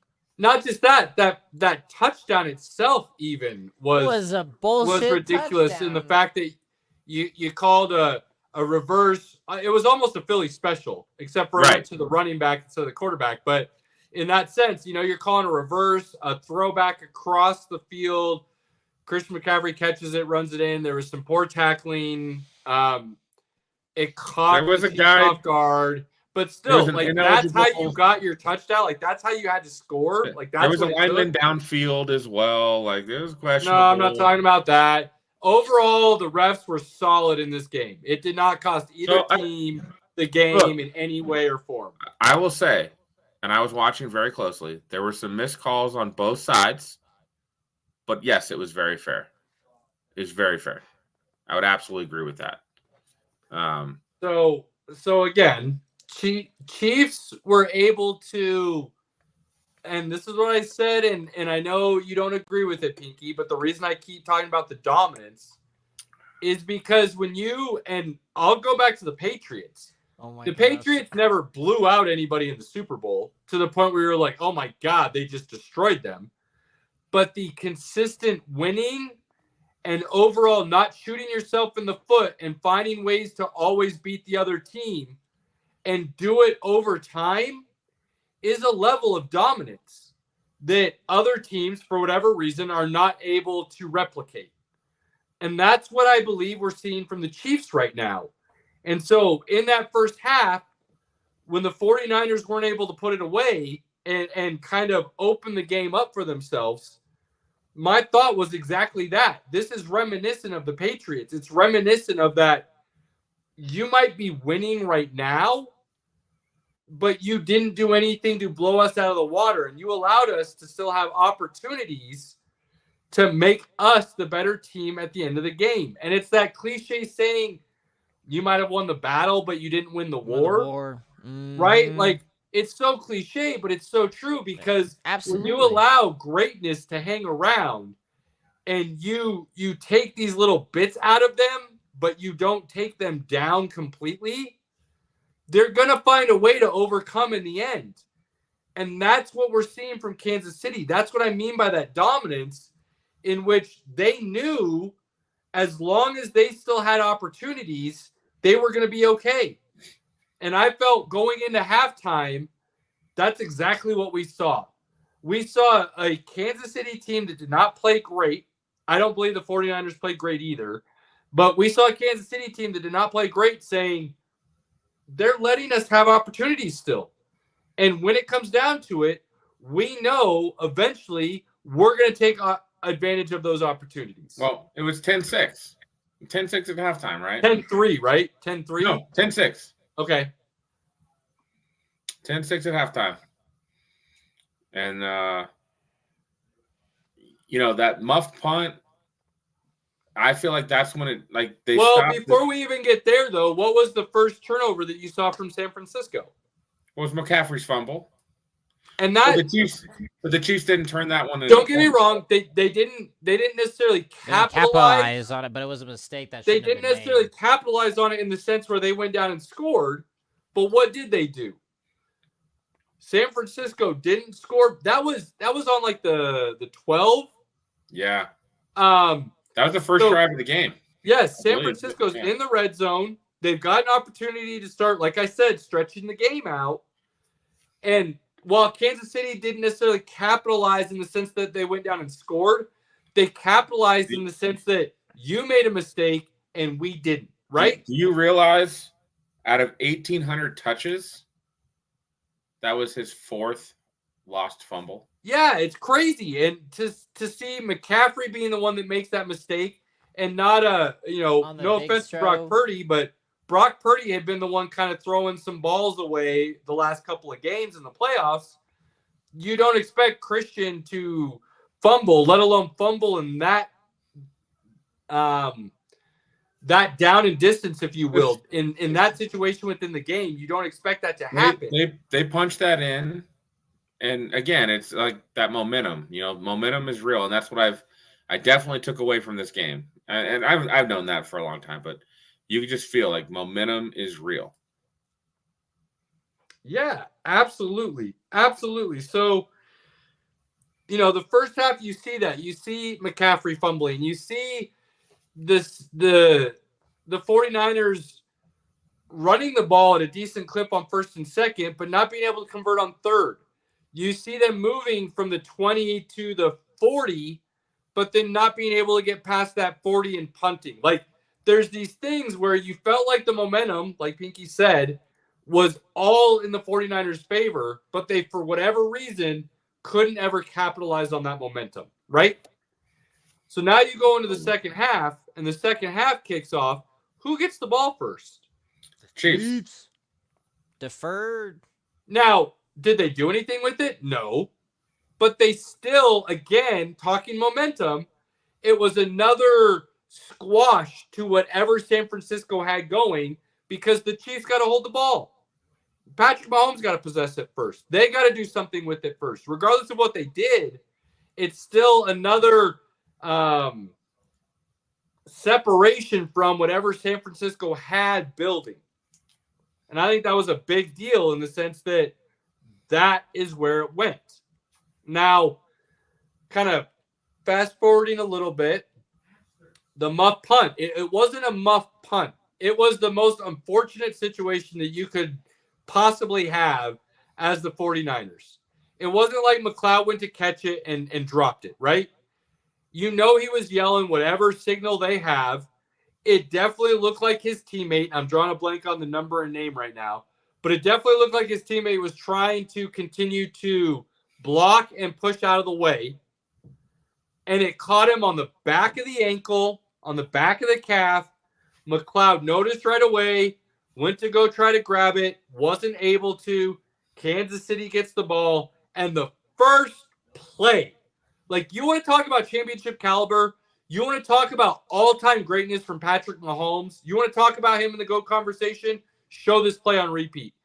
You want to talk about Andy Reid being the best coach of all time, you want to talk about them having a killer mentality, you want to talk about them being aggressive in the biggest moments, show this play. Because the very next play after the quote-unquote muff punt, because there's not much else you can call it, the unfortunate situation at San Francisco, Kansas City calls a play for a touchdown to MVS to go up by 3. Like, are you kidding me? So, Like, the very first play they did was call their shot and be as aggressive as you possibly can. let me ask you this question, Caleb. Knowing what we know, being people who've played football and people who have coached football, what are you coached to do in that situation? I mean, you would like to think that you're coached to not let a guy go behind you. No, not on the touchdown play, on the muff punt. What are you coached to do in that situation?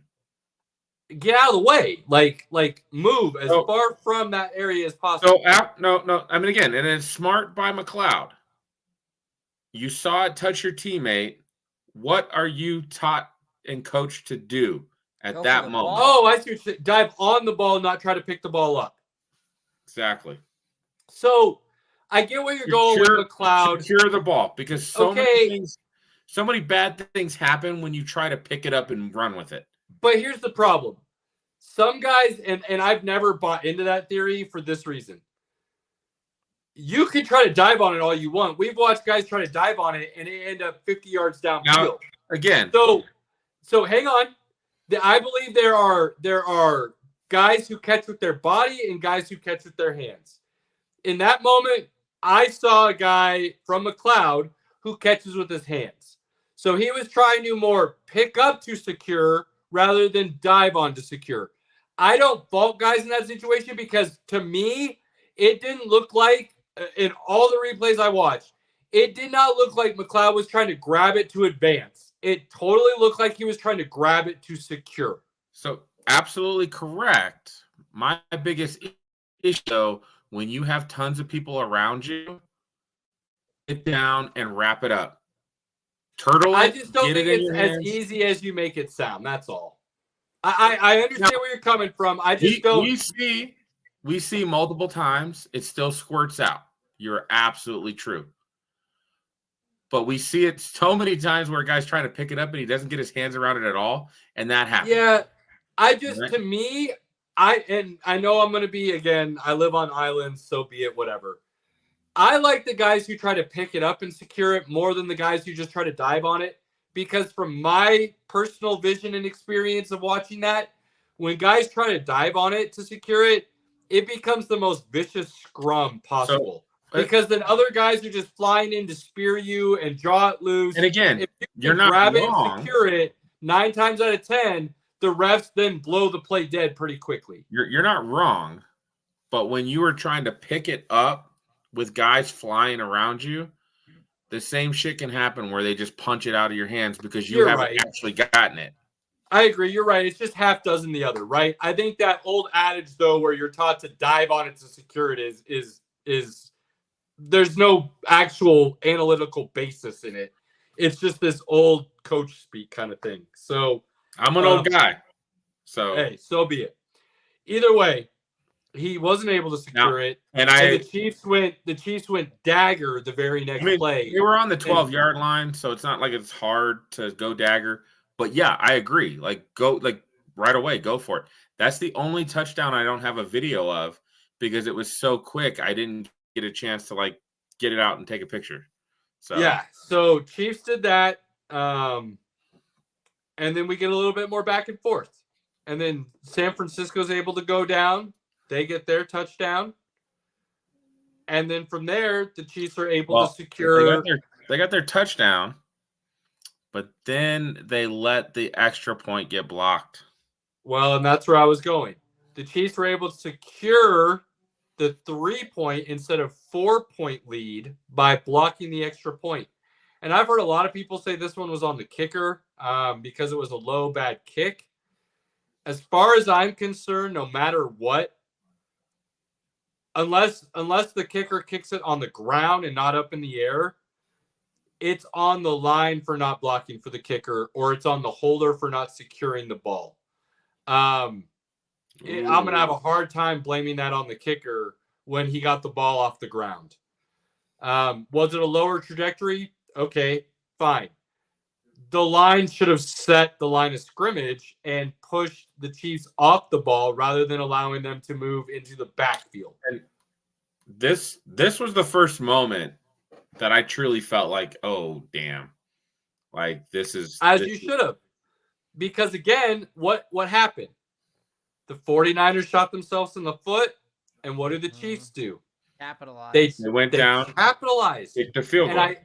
What did I tell you was going to happen this game? And what I've seen all playoffs from the Chiefs, I told you, this is what they do. They're not blowing people out of the water right now. They are so smart that they understand what they are, and they know they're going to do just enough to win. This allowed them to have another opportunity, and that's all they wanted. They wanted opportunities all game. And as long as you gave them opportunities, they were going to keep taking advantage of them in some shape, way, or form. Well, you're only up by 3 now.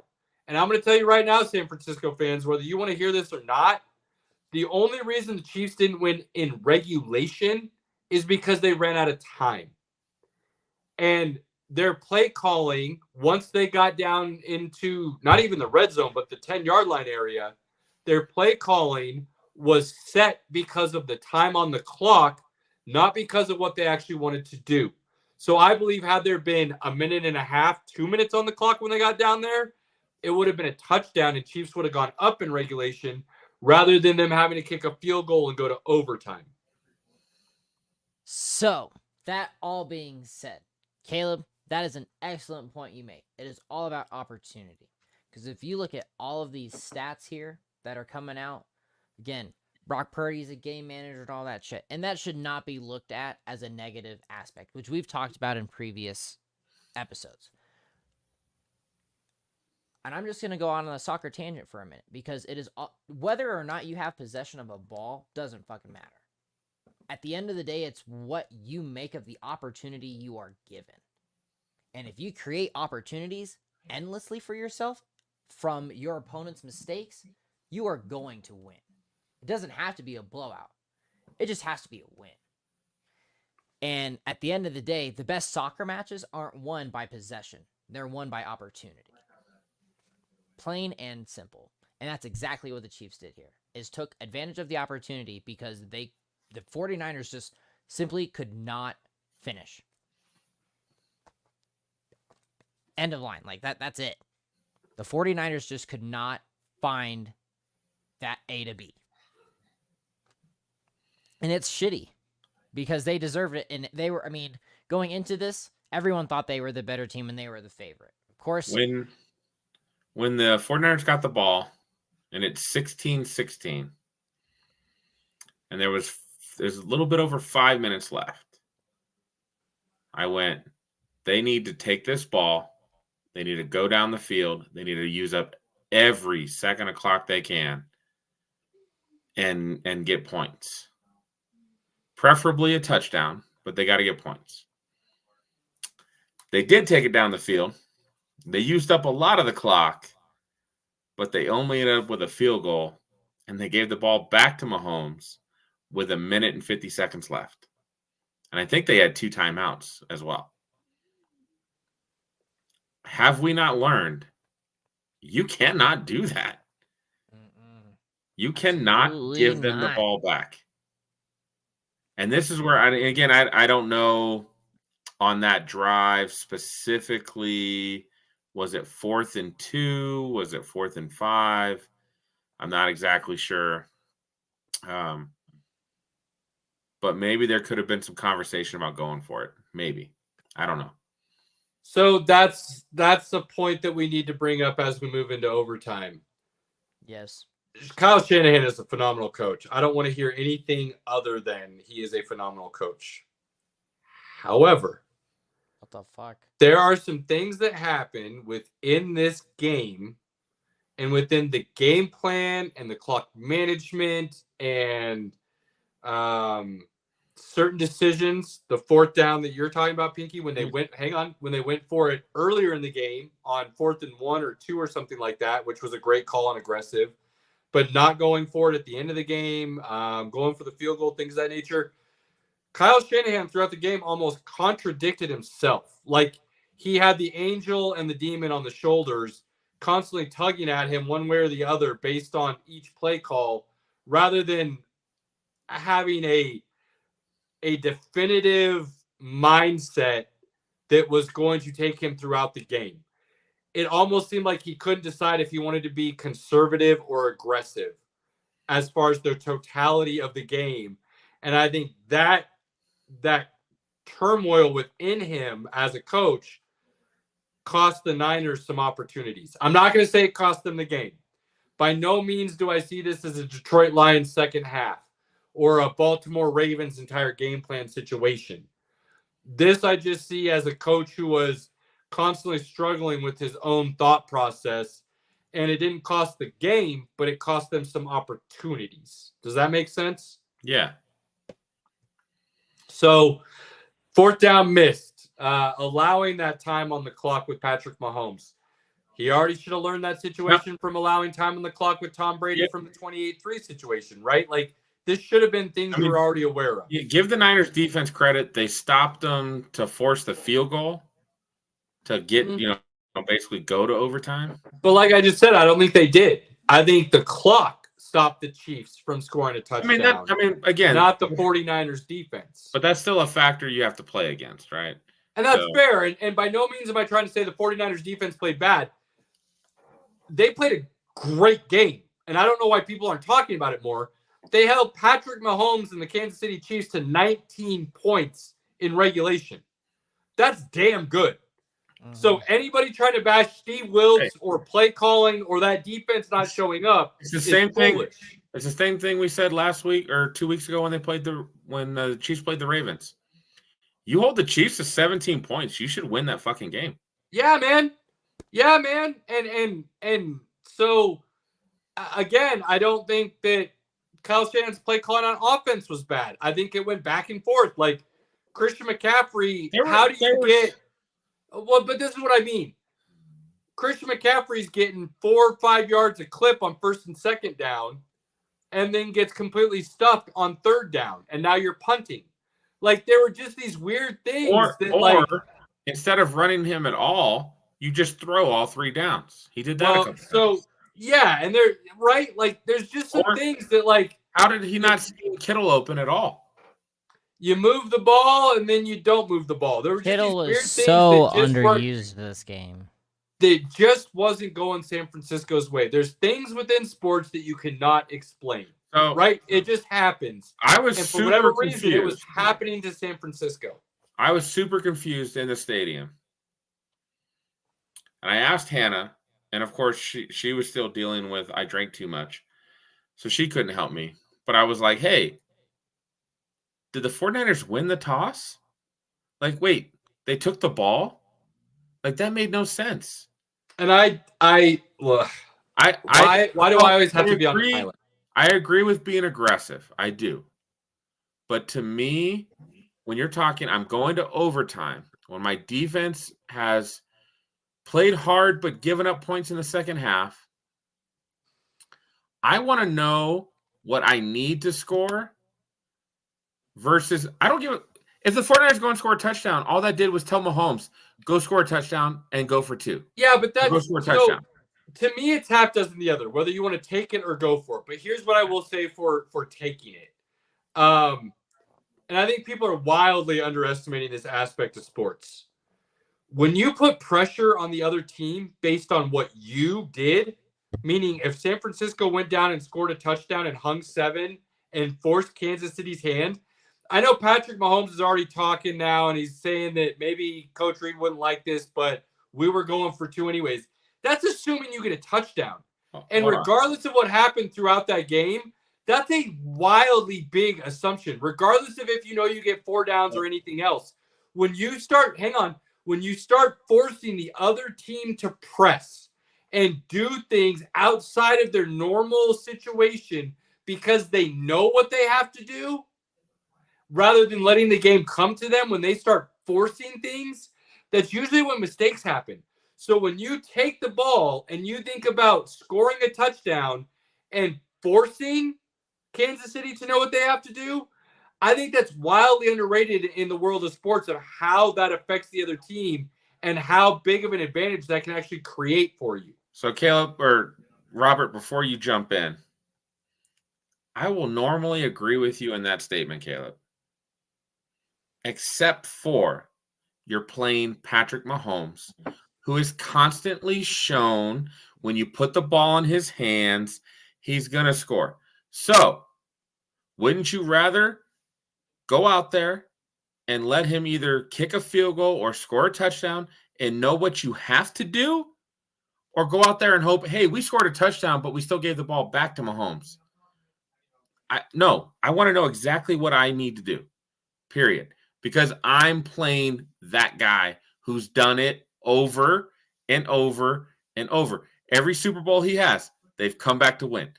Every playoff game, he's come back to win. Play against the Eagles. You're absolutely right. There's nothing wrong with what you said. Absolutely. Anybody else, I agree with you. You're playing the guy that literally, when you say Mahomes magic, it's fucking true. It's Mahomes magic. You're right. You're right. And I said it was going to happen. Like, I called that. I said that's what's going to go down. Regardless of that being said, I still see both sides as equal opportunity.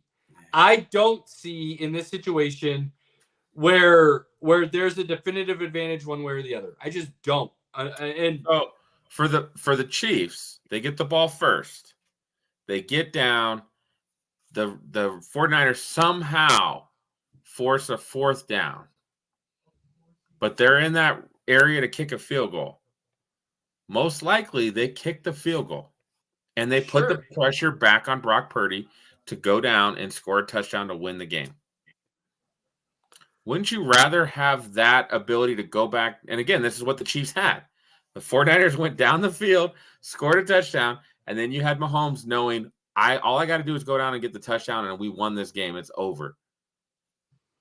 If we just kick a field goal, we go to double overtime, right? So everything, there was no pressure on Mahomes at that point. Oh no! See, this is where we drastically disagree because, in my opinion, he's never had more pressure in his entire career. He's done it every This was the Super most Bowl they played. pressurized game. No, Nah. this was one of the most pressurized games for Mahomes in his history thus far. Him getting the ball in overtime after San Francisco kicked a field goal, in my opinion, is by far, and I don't think anything even comes close. That is the most pressure he's ever had on him in a game in his NFL career, because that was simply put, go score a touchdown and you etch your name in history. Period. If you don't, you are no longer going to be talked about as one of the greatest of all time. This was a make or break moment. Make or break moment for Mahomes. And he didn't, and this is why I don't hate Shanahan taking the ball first. Because he didn't.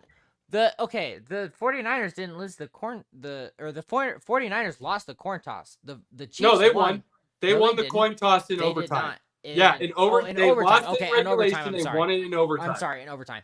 But and so they wanted the ball. They took the ball. This is why I don't hate that. Because up until that point, yeah, Mahomes is great. Yes, Mahomes has done some amazing things. Mahomes was not a Mount Rushmore quarterback yet. And what Mahomes did on that final drive of the Super Bowl to score the touchdown, to call his number on 4th and 1, to call his number on 3rd and 6 or whatever it was, to throw that pass to Hardman in the end zone, all of the things that Mahomes did on that final drive of regulation and then overtime cemented himself, in my opinion, as far as, and I'm not talking career accomplishments, because I don't give a shit about that when it comes to overall eye test greatness. Mahomes on those two drives, in my opinion, cemented himself as the top tier quarterback ever in the game. There are a couple other guys that I will allow to be in that conversation. Brady, Montana, I'll throw Elway in there, and that's it, in all honesty. I still think Mahomes has a few more to go before that conversation. But because he's got what he's done in his first 6 years. He's got 2 MVPs, 3 Super Bowl rings, 3 Super Bowl MVPs. His stats are better than anybody's in his first 6 years. This was supposed to be the year anybody could beat him. Like I said in regulation, if there was more time, they score a touchdown. San Francisco didn't stop him. The time did. What he did in overtime is he marched down the field and scored a touchdown to win the game. He elevated himself to another level. He elevated those around him to another level, and that's what the greats do. I've been talking for years that I think Lamar Jackson is a great quarterback in the NFL. I think he is in the upper echelon of quarterbacks. But what Lamar has not been able to do on the biggest stage in the biggest moments is, regardless of the play calling, regardless of the players around him, elevate his team to a victory. What I witnessed from Patrick Mahomes on those 2 drives, plain and simple, was a man going outside of the game, putting his team on his back and saying, I'm going to go out and win this, and you are all coming along for the ride, and he did it. That's greatness. I watched Montana do it. I watched Brady do it a couple times. I watched Elway do it in losses. The fact that Elway took some of those teams to Super Bowls when they had no business being there, plain and simple. And then being able to go on and win once he got some pieces around him. So there are very few guys, I believe, who can do that. That's greatness, but not dominance. I just want to point that out. It's absolutely both. It's absolutely. No, it absolutely is not. Absolutely. What Mahomes did was dominant. We'll talk about that in a moment. What Mahomes did on those 2 drives was dominant. So this is a good segue to one of the things I needed to mention as part of my Super Bowl experience. After watching Mahomes do what he did, and also remembering, I talked to Andy about this, and that's why I'm wearing my jersey. For Andy. I love that guy. Andy, thank you for a great party, by the way.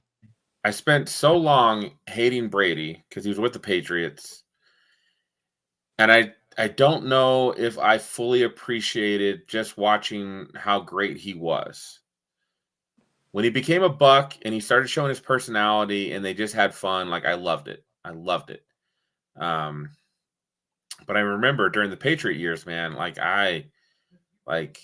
If you mention Brady, I hate it. Literally dissected people on a regular basis, and He if did. you hated it, you missed that opportunity to view that greatness. So, and I know I've hated Mahomes just based on he plays for the Chiefs. Plain and simple. Now, I am no longer going to hate Mahomes. I'm going to let the hate go. I'm going to just enjoy watching on the calendar, ladies and gentlemen. I'm going to just enjoy watching football, enjoy watching him play, appreciate the greatness that we see. And I may not root for him because he's with the Chiefs, but I'm just going to enjoy watching him play while he's playing because the dude just gets it done. Yeah. Now, I can agree with Robert.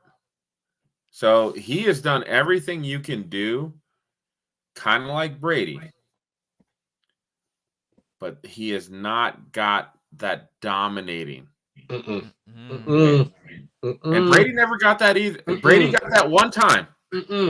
He got that dominating win one time, and that was against the Chiefs in the Super Bowl because that defense just crushed. I don't know if it was exactly because him and the offense crushed, but that defense crushed.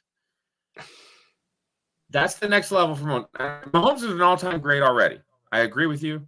I agree that he's already up there. He's up there. I am in full agreement. Stop. Hard stop. Hard stop. This is the next level. Stop. No, hard stop. There have been 3 Super Bowls really all time. There have only really been 3 Super Bowl blowouts. Pinky, I know you know this. There's been a bunch of Super Bowl blowouts. Hang on. No, only 3 true blowouts. Only 3. Let me check history real quick. There's a ton of them, Robert. Broncos. Out on this shit. Go ahead. 49ers, Broncos. Okay. Unfortunately, the Broncos are going to have 2 of these. The 49ers, Broncos. The 49ers. Chargers. Excuse me. The 49ers, Chargers. Cowboys, Bills. Nope. And the Broncos. 52 to 10 is not a blowout? Are you serious? Stop. And the Broncos. Seahawks. You Cowboys, can throw Bills, if you want to throw in the Cowboys Bills game, you can, but there's the first Cowboys Bills game was really, really bad.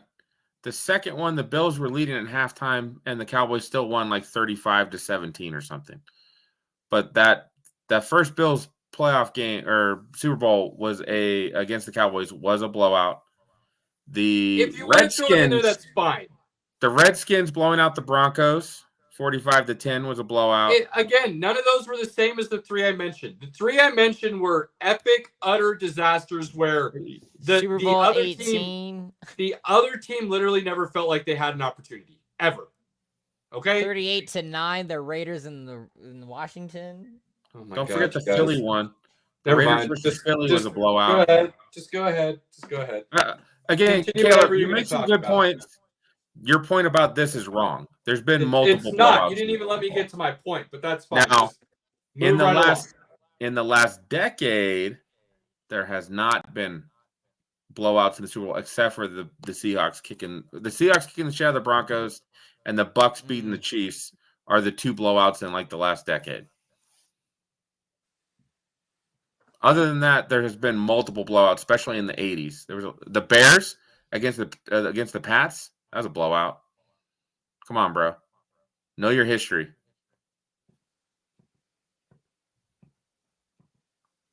You can just say I'm right, bro. It's fine. Like it'll feel better after it comes out of your mouth. It's fine.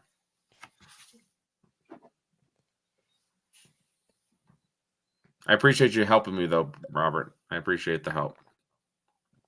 There's been a lot of blowouts. Yeah, facts are facts. Dominance. This game was not a dominant game by Mahomes. No. And again, it is still showing his greatness. Yes, I still think not a dominant performance. I just he's doing everything that he can do. Period. Stringing these Super Bowls along.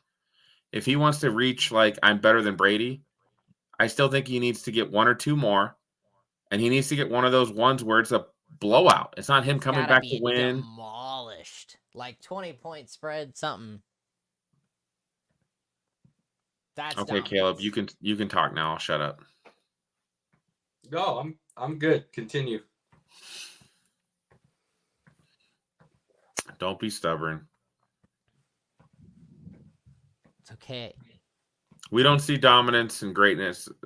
Greatness he is showing. He's not been dominant. In my opinion, and we all know where my opinion lies when it comes to dominance. There's not a gray line there. It is a just you are or you aren't. Mm-hmm. Agreed. There is no gray. Michael Jordan is That's not an agreement because you say there's levels to dominance. There are levels to dominance. No. Michael Jordan never blew anybody out in the finals. He crushed most people in the finals. He absolutely did not. Go back and look at the scores of those games. He wasn't blowing people out. I don't believe he did a lot of 7-game series. He did not. That doesn't mean he was blowing people out of the gym every game. Robert's trying to look it up. Moving along.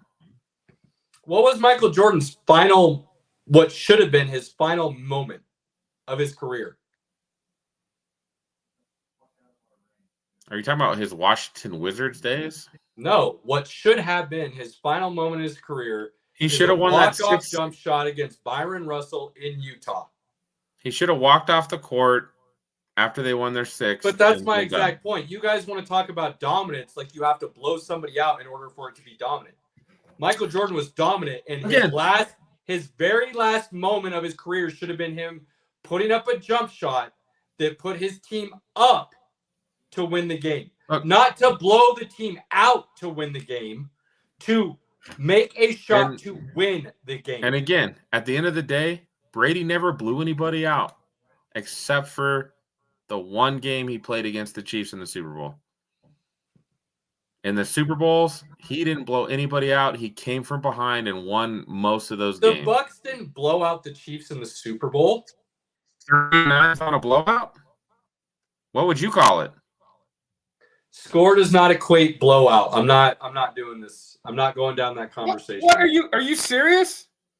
You didn't let me explain it the first time. I'm not going to try to explain it again. I'm just going to state my facts. I don't know how that's not a blowout. That's 38-9. That's 29-point difference. Like, how is that not a blowout? 29 points in football, 29 points is a pretty good blowout, my friend. That's fine. Do you need to cross over 30 to be a blowout? Like, what's the level there? Watching the games and deciding whether or not people gave up or if they continued to fight. There's a giant difference. Give up though. Well, he's not arguing that point. He's not arguing that point, Robert. But again, I don't understand your level of what a blowout is then if 29 points in football is not a blowout. I don't believe the Broncos got blown out by Miami this year. I believe they quit and the score went elevated to the next level. They absolutely quit, which also led to a blowout because 70-20 is a blowout. I don't look at a score and automatically believe it's a blowout. I just don't. Okay. I'm not going to look at a score and say, oh, that score was a 25-point win, which means it was a blowout. Here, how about this, Caleb? I will agree with you on this point. The score doesn't always tell the story of the game. Cheers, my guy. That's all I'm saying. We can agree on that. But watching that Chiefs-Bucs Super Bowl, the Chiefs never and Mahomes played his heart out that game. He did everything he could. I think he had the most yards rushing, if you count all his negative yards that anybody's had in the Super Bowl, because he was running for his life because his own line couldn't block. He had guys miss, he hit guys with passes that hit him right in the hands and they dropped. He did all he could in that game, but they got blown out, bro. if I can watch a game and say, this other team still has an opportunity. If they can do this here, they're back in it. If they can do that there, they've got a chance. If I can watch the game and say those things, I don't feel it's a blowout. Then what you're describing still is not dominance. No, I just want to be clear. Just want to be clear on that, because if you dominate a game, you are allowing your opponent to not have an access to win the game. Period. No, you're not. You're not. That's dominance. That is dominance. Yes, it is. Be. If you dominate somebody, you are in control of every aspect. To me, the next time, one of the times, because I think Mahomes will get 1 or 2 more times in the Super Bowl, maybe more. Three. I'd like to see one of his times. I'd like to see him completely dominate from start to finish. Because we can all agree. My man took the final 2 possessions that he was blessed with in the Super Bowl and shoved it down the 49ers' throat. Absolutely. He said, you're going to give me this opportunity, and I'm going to show you what I'm capable of. Absolutely. That's dominance. And that is simply dominance. So I would say, for me, he put his ability that's not dominance over the others. That is not dominance. That's not dominance. That's greatness. No. He showed greatness in those moments. You cannot be great unless you're dominant. The two are not mutually exclusive. They're not. If you are great, well, he was not dominant. He was nowhere close to dominant in the first half then, right? Because he was He was absolutely not. No, and he was not no dominant he wasn't. in the second half either. I'm absolutely good, but you guys act like dominance should be viewable at all times. It's not. Absolutely. Then Brady wouldn't have been down 28-3. I just separate it. That's greatness. His greatness shows throughout the game. And it definitely shows when he has to do his Mahomes magic. And this is what you guys are doing. No. This is what you guys are doing. You're saying you could be great and not dominant. Yes. What? No. And okay, that's fine. But I'm saying that's completely wrong because you can be dominant and not great, which is why you have guys who are not considered all-time greats being Super Bowl moments. So are you quarterbacks who have won Super Bowls that people wouldn't even put in their top 100? You can be dominant and not great. You cannot be great and not dominant. You can be dominant in a situation. Absolutely. But that does not make you a dominant player or in a dominant game. Domination is exercising control over something or over someone. So if you're going to exercise control over something, you're exercising control over the entire game. No, you're not. A moment. No, you're not. Not a game. That's the whole game, not a moment. That's where you're wrong. And part of the beauty of football, and again, we've talked about this, is it is the ultimate team sport.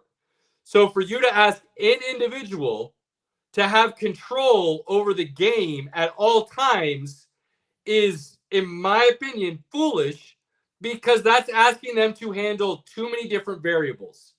What Patrick Mahomes did do, though, is say, I am great, and now's my opportunity to be dominant. And he showed it to you twice. Not just once, but twice. I'm just giving the final drive of regulation. 3 separate Super Bowls. I'm not talking about the Super Bowls. I'm talking about this game specifically. He showed you on the final drive of regulation and what ended up being the final drive of overtime and the game-winning drive. He showed you his greatness and when total control. He was. That's why he did those 2 drives the way he did them. He was in total control of the situation. Let's agree to disagree. We'll agree to disagree. Billy, to comment on your comment here, I didn't pay for the tickets at all. It was all on USAA's dime. They were gracious enough to send me to the Super Bowl. It was all on them. I don't know what the expense of going to Super Bowl is. I no idea. Most of the tickets were $8 to $10 grand on average. So some folks paid, a good amount of money. If I ever get to go to a Super Bowl again, it'll be because my wife sold a lot of houses. 3 rings before the age of 30 is greatness. And sure, if you want to call it dominance, fine. Back to back. It's been done by, 8 teams before them? They're the 9th? 8 teams. Not 8. I think they're the 8th. Back. I think they're the 8th. This is dominance, guys. You don't have to blow somebody out to be dominant. You just have to always win, basically. They weren't win. To me, they weren't dominant in this game. They weren't dominant in the Ravens game. They weren't dominant in the Bills game, but they won. We won't agree on that, Caleb. We just won't. So it's fine. So then, now again, Caleb, if we're talking about championships, then what do you call Brazil in soccer? Because they have if we're gonna go off of Super Bowl rings, then we can go off of World Cup. They were dominant. They're no longer dominant. Brazil, in recent memory, has fallen on their face. Argentina dominant? No, they won one. And before that, they didn't do hardly anything. No. One recent. If you want to give Maradona and his hand of God, that's fine. As a country, they have to. But you can't give them dominance when there's 40 years in between their World Cup wins, and in between that has been epic failure. That's not dominance. Brazil, winning a bunch with Pele and on up all the way to Ronaldo. But since then, epic failure. Falling on your face. You're not dominant anymore. Germany, not dominant anymore. Spain, no longer dominant anymore. You can have runs. The Pittsburgh Steelers, they were dominant in the 70s. They're not dominant any longer. San Francisco was dominant in the 80s. The Cowboys were dominant in the early 90s. Dominance doesn't mean it's always there. It means in the time frame that you're looking at, did you do what you were supposed to? And doing what you were supposed to in sports is winning. And winning at the ultimate level. Has Kansas City done that? Has Patrick Mahomes put his team in positions to do that over the last 6 years? Absolutely, unquestionably, yes. Positions, but never controlled. Again, to me, total control. And he's doing the same things that Brady has done. So just one time, I want to see him be dominant through the entire Super Bowl. That's all I'm asking. From the whole thing, from start to finish. It doesn't even have to be a blowout. End of whistle, start of whistle, end of whistle. Blow that shit. But that's the next level. He's done back-to-back. He's done the comebacks. He's done the overtime thriller win. He's done it all. Give me a Super Bowl. You just said you're not going to waste the opportunity to watch great. I'm not. And I'm not going to hang on. Hang on. That's exactly what you're doing though right now. I'm telling you right now, go back and look at Jordan's runs. Jordan never, now there might be a game or two here or there where they blew the other team out, but as a whole, in the series, in the finals, Jordan wasn't most of his series went down 4-2, 4-1. Like that's domination when you talk about 7 games. Look at every game. He wasn't blowing people out by the score like you guys want to talk about. He was winning the games. So it doesn't matter if you won 4 in a row and swept them, or you didn't let it go to a game 7. He won the games as necessary to make sure he advanced. That's what Mahomes and the Chiefs Billy, are doing. I don't understand your point here. I mean, his numbers are Mahomes' numbers are better than Brady's, but Brady had 3 Super Bowls in 6 years. And Mahomes my point being with you guys bringing up Jordan earlier, he wasn't blowing people out to win those championships. He was winning the games he had to win to make sure at the end he was the one holding the trophy. He didn't care if he won by a point or by 50. And people have this idea of Jordan being the most dominant athlete in the history of sports. Well, go look at what he did. He wasn't blowing people out. He was doing everything it took to make sure he won at the end. And by doing so, he walked away with 2 separate three-peats and 6 total titles. So you guys have this idea of dominance, meaning final score has to be this blowout. You have to control the entire game. You have to make sure that the other team was brought to their knees. That's not necessarily what dominance means when you're looking at a dynasty and over time in a situation. Mahomes has been dominant in the regular season. 5,000 yards, 50 touchdowns, made everybody crawl to their knees. He's So done they those didn't. things. They didn't do anything that year because they got beat by Brady. That's fine. Say that. All I'm saying is stats and scores don't necessarily mean dominance. You want to go back and talk about medieval times and the dominant knights and the people who were destroying everybody. So again, they weren't necessarily just killing and knocking everybody off their horse. is this They were a just the one that stayed dominant? on their horse the longest. Is this a dominant run? Sure. Has he shown his greatness? Absolutely. I'm just saying his next level is show us from start to finish, dominate. You control the game. We haven't. That's all I'm saying. We haven't seen him do that, and it's not a knock against him. I'm not saying he's not less than. He's already on the Mount Rushmore of quarterbacks. I don't know why we're arguing anymore. I just think it's funny that you guys think you can be great and not dominant. Yes. But you're, on the other hand, also saying you can be dominate and not great. Because there's levels, Caleb. There's levels. Yeah, there absolutely are. And in order to be great, you have to be dominant. Those are not mutually exclusive to me. You can't be great and not dominant.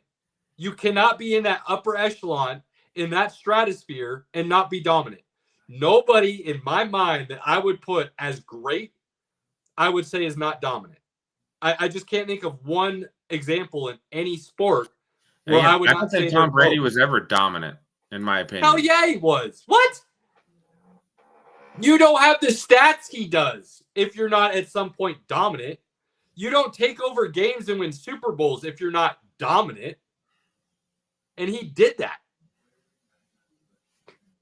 He was great, but he wasn't dominant, in my opinion.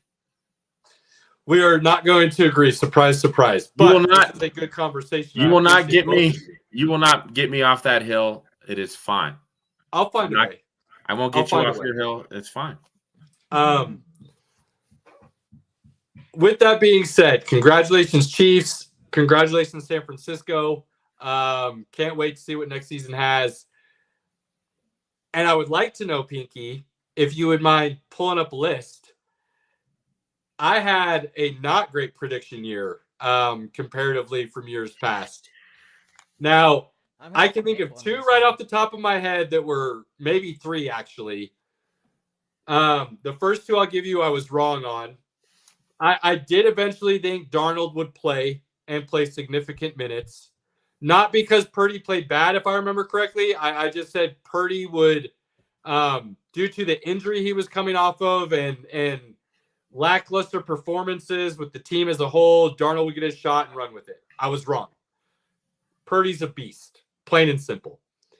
I believe I did say Kadarius Toney would be a wide receiver 1 and a relevant fantasy option. Do you want to know what? Do you know what you? I wrote that one down. Do you want to know what you said? I believe it was something like 1,400 yards and 10 touchdowns.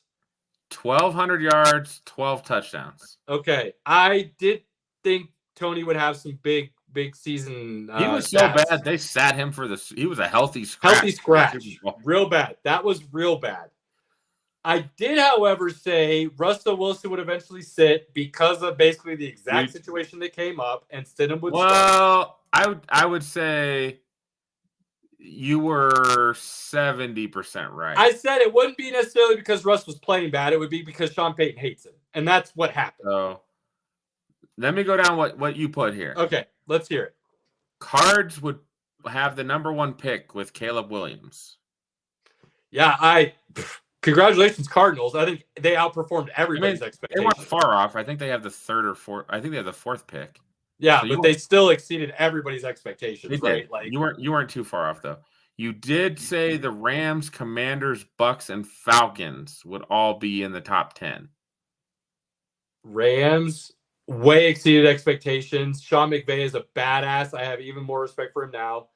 Falcons, look, I don't know how they managed to win the games they did with the way Arthur Smith coached and refused to use weapons. So, okay, good for the Falcons. Two of these teams made the playoffs, by the way. Right. Commanders are right where we thought they would be. They were number 2. There. What was the other one? Falcons. No, I already talked about the Falcons. Arthur You said Smith. It was Rams, Commanders, Bucks, Falcons. Bucks were the ones that were a big surprise. I did not think Baker Mayfield would have a decent season. I really thought he'd be turnover prone more so than he was. You're gonna love this one. I thought the team would implode. So congratulations, Bucks. Packers will draft top 5. I said the Packers will drop top 5. No, there's no way. I had them making the playoffs and winning the division, Pinky. There's no way I said that. There's no way. That's what I've got on the list. You wrote that one down wrong because I literally had to convince you on some of their wins to get them into the playoffs. Caleb, I wrote this down. Caleb says Texans will draft top 3. I did believe that. Totally believe that. And I had to change my tune quickly to the point where I believed if CJ Stroud had never missed any games, he should have been the MVP. This one, I'm not going to fault you on because he got hurt. You had Nick Chubb leading the league in rushing and touchdowns. Unfortunately, the injury cost him, but I still believe in that. I think I'm not going to fault you on that one because still the best running back in the league. If he was healthy, it's possible. This one is me for sure because I know you were high on him. I mentioned Pacheco is not special. Yeah.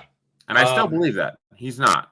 And that's fine. I think he still wasn't utilized enough, but I think he's somewhere in between great, not special. We all know Andy Reid is never going to be the guy that runs the football consistently I won't enough. go that far. I just think he doesn't like if the Chiefs somehow ended up with like Saquon Barkley, I think they're running the ball more than they do now. I just think Andy Reid knows now, based on all his years of coaching experience, game planning, what he can get away with at the running back position comparatively. What would you say to some of those early predictions there, Robert, since you weren't with us at that time? It's pretty wild. I kind of thought CJ Stroud was going to do something crazy. I didn't think they would be playing to this level. But yeah, I'm very intrigued by how many of the teams that were picked actually made it to the playoffs this year. But this year was a really weird year for NFL, it seemed like, for all the injuries that were sustained. And just as a whole, it was kind of a roll. We'd have to go back and look at the list of the playoff teams we had. Because again, playoff teams. We're doing next week after we talk about the NBA. Sure, we could look at that. Oh man, yeah. This year was definitely crazy, but man, how's next year going to go now that the Chiefs are going for three in a row? I mean, that's hasn't been done since the Packers. Never been done in the Super Bowl era. So I don't know if anybody's even actually come close in the Super Bowl era. Because the last one, the Pats in 2005 was, I believe that was the year Brady. No, that was the year the Broncos beat them in the playoffs. So that's why they didn't have a chance. The Broncos, Elway retired, and then Terrell Davis blew out his knee. So that one wasn't close. Who was the one before that? Here's who we had for the playoff teams. Ooh, okay. In the AFC, KC did not make it. We had KC missing the playoffs on a tiebreaker with Buffalo. So we had Miami, the Jets, Buffalo, Jacksonville, Cincinnati, Baltimore, and the Chargers. We didn't even have the Super Bowl. We didn't even have the Super Bowl winners in the playoffs. Gross. And we had him finishing the season at 11-6. So we actually had him finishing the season better than their record, but missing on a tiebreaker because Buffalo beat them in the regular season. That's where that fell. On the NFC side, we had San Fran. 1, 2, 3, 4, 5, 6. We had San Fran, Seattle, Philadelphia, Dallas, Green Bay, Detroit, and New Orleans. So a little bit better on the NFC side, but still not great. Gross. And New Orleans, they could have won enough games to win.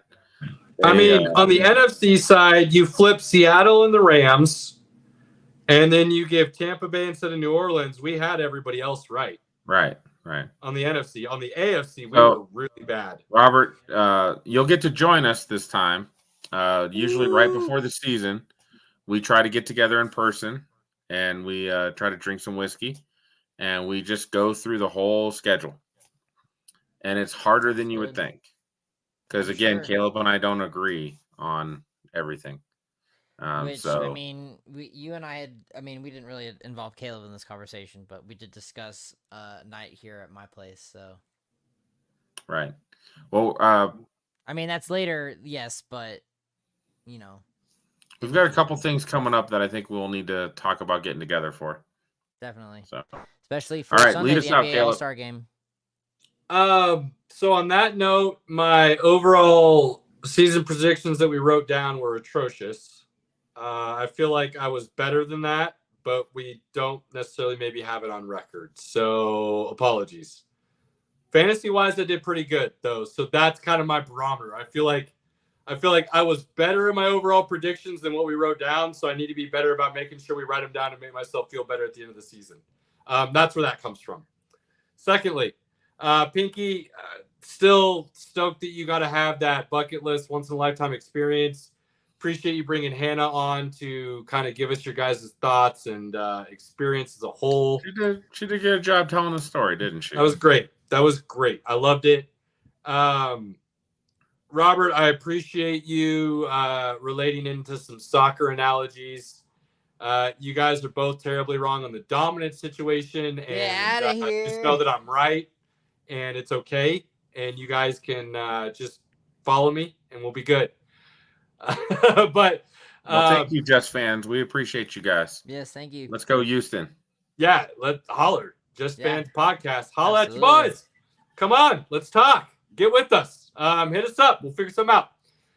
On that note, always a pleasure. Do not ever waste those opportunities with your loved ones, family, friends, inner circle, whoever you consider.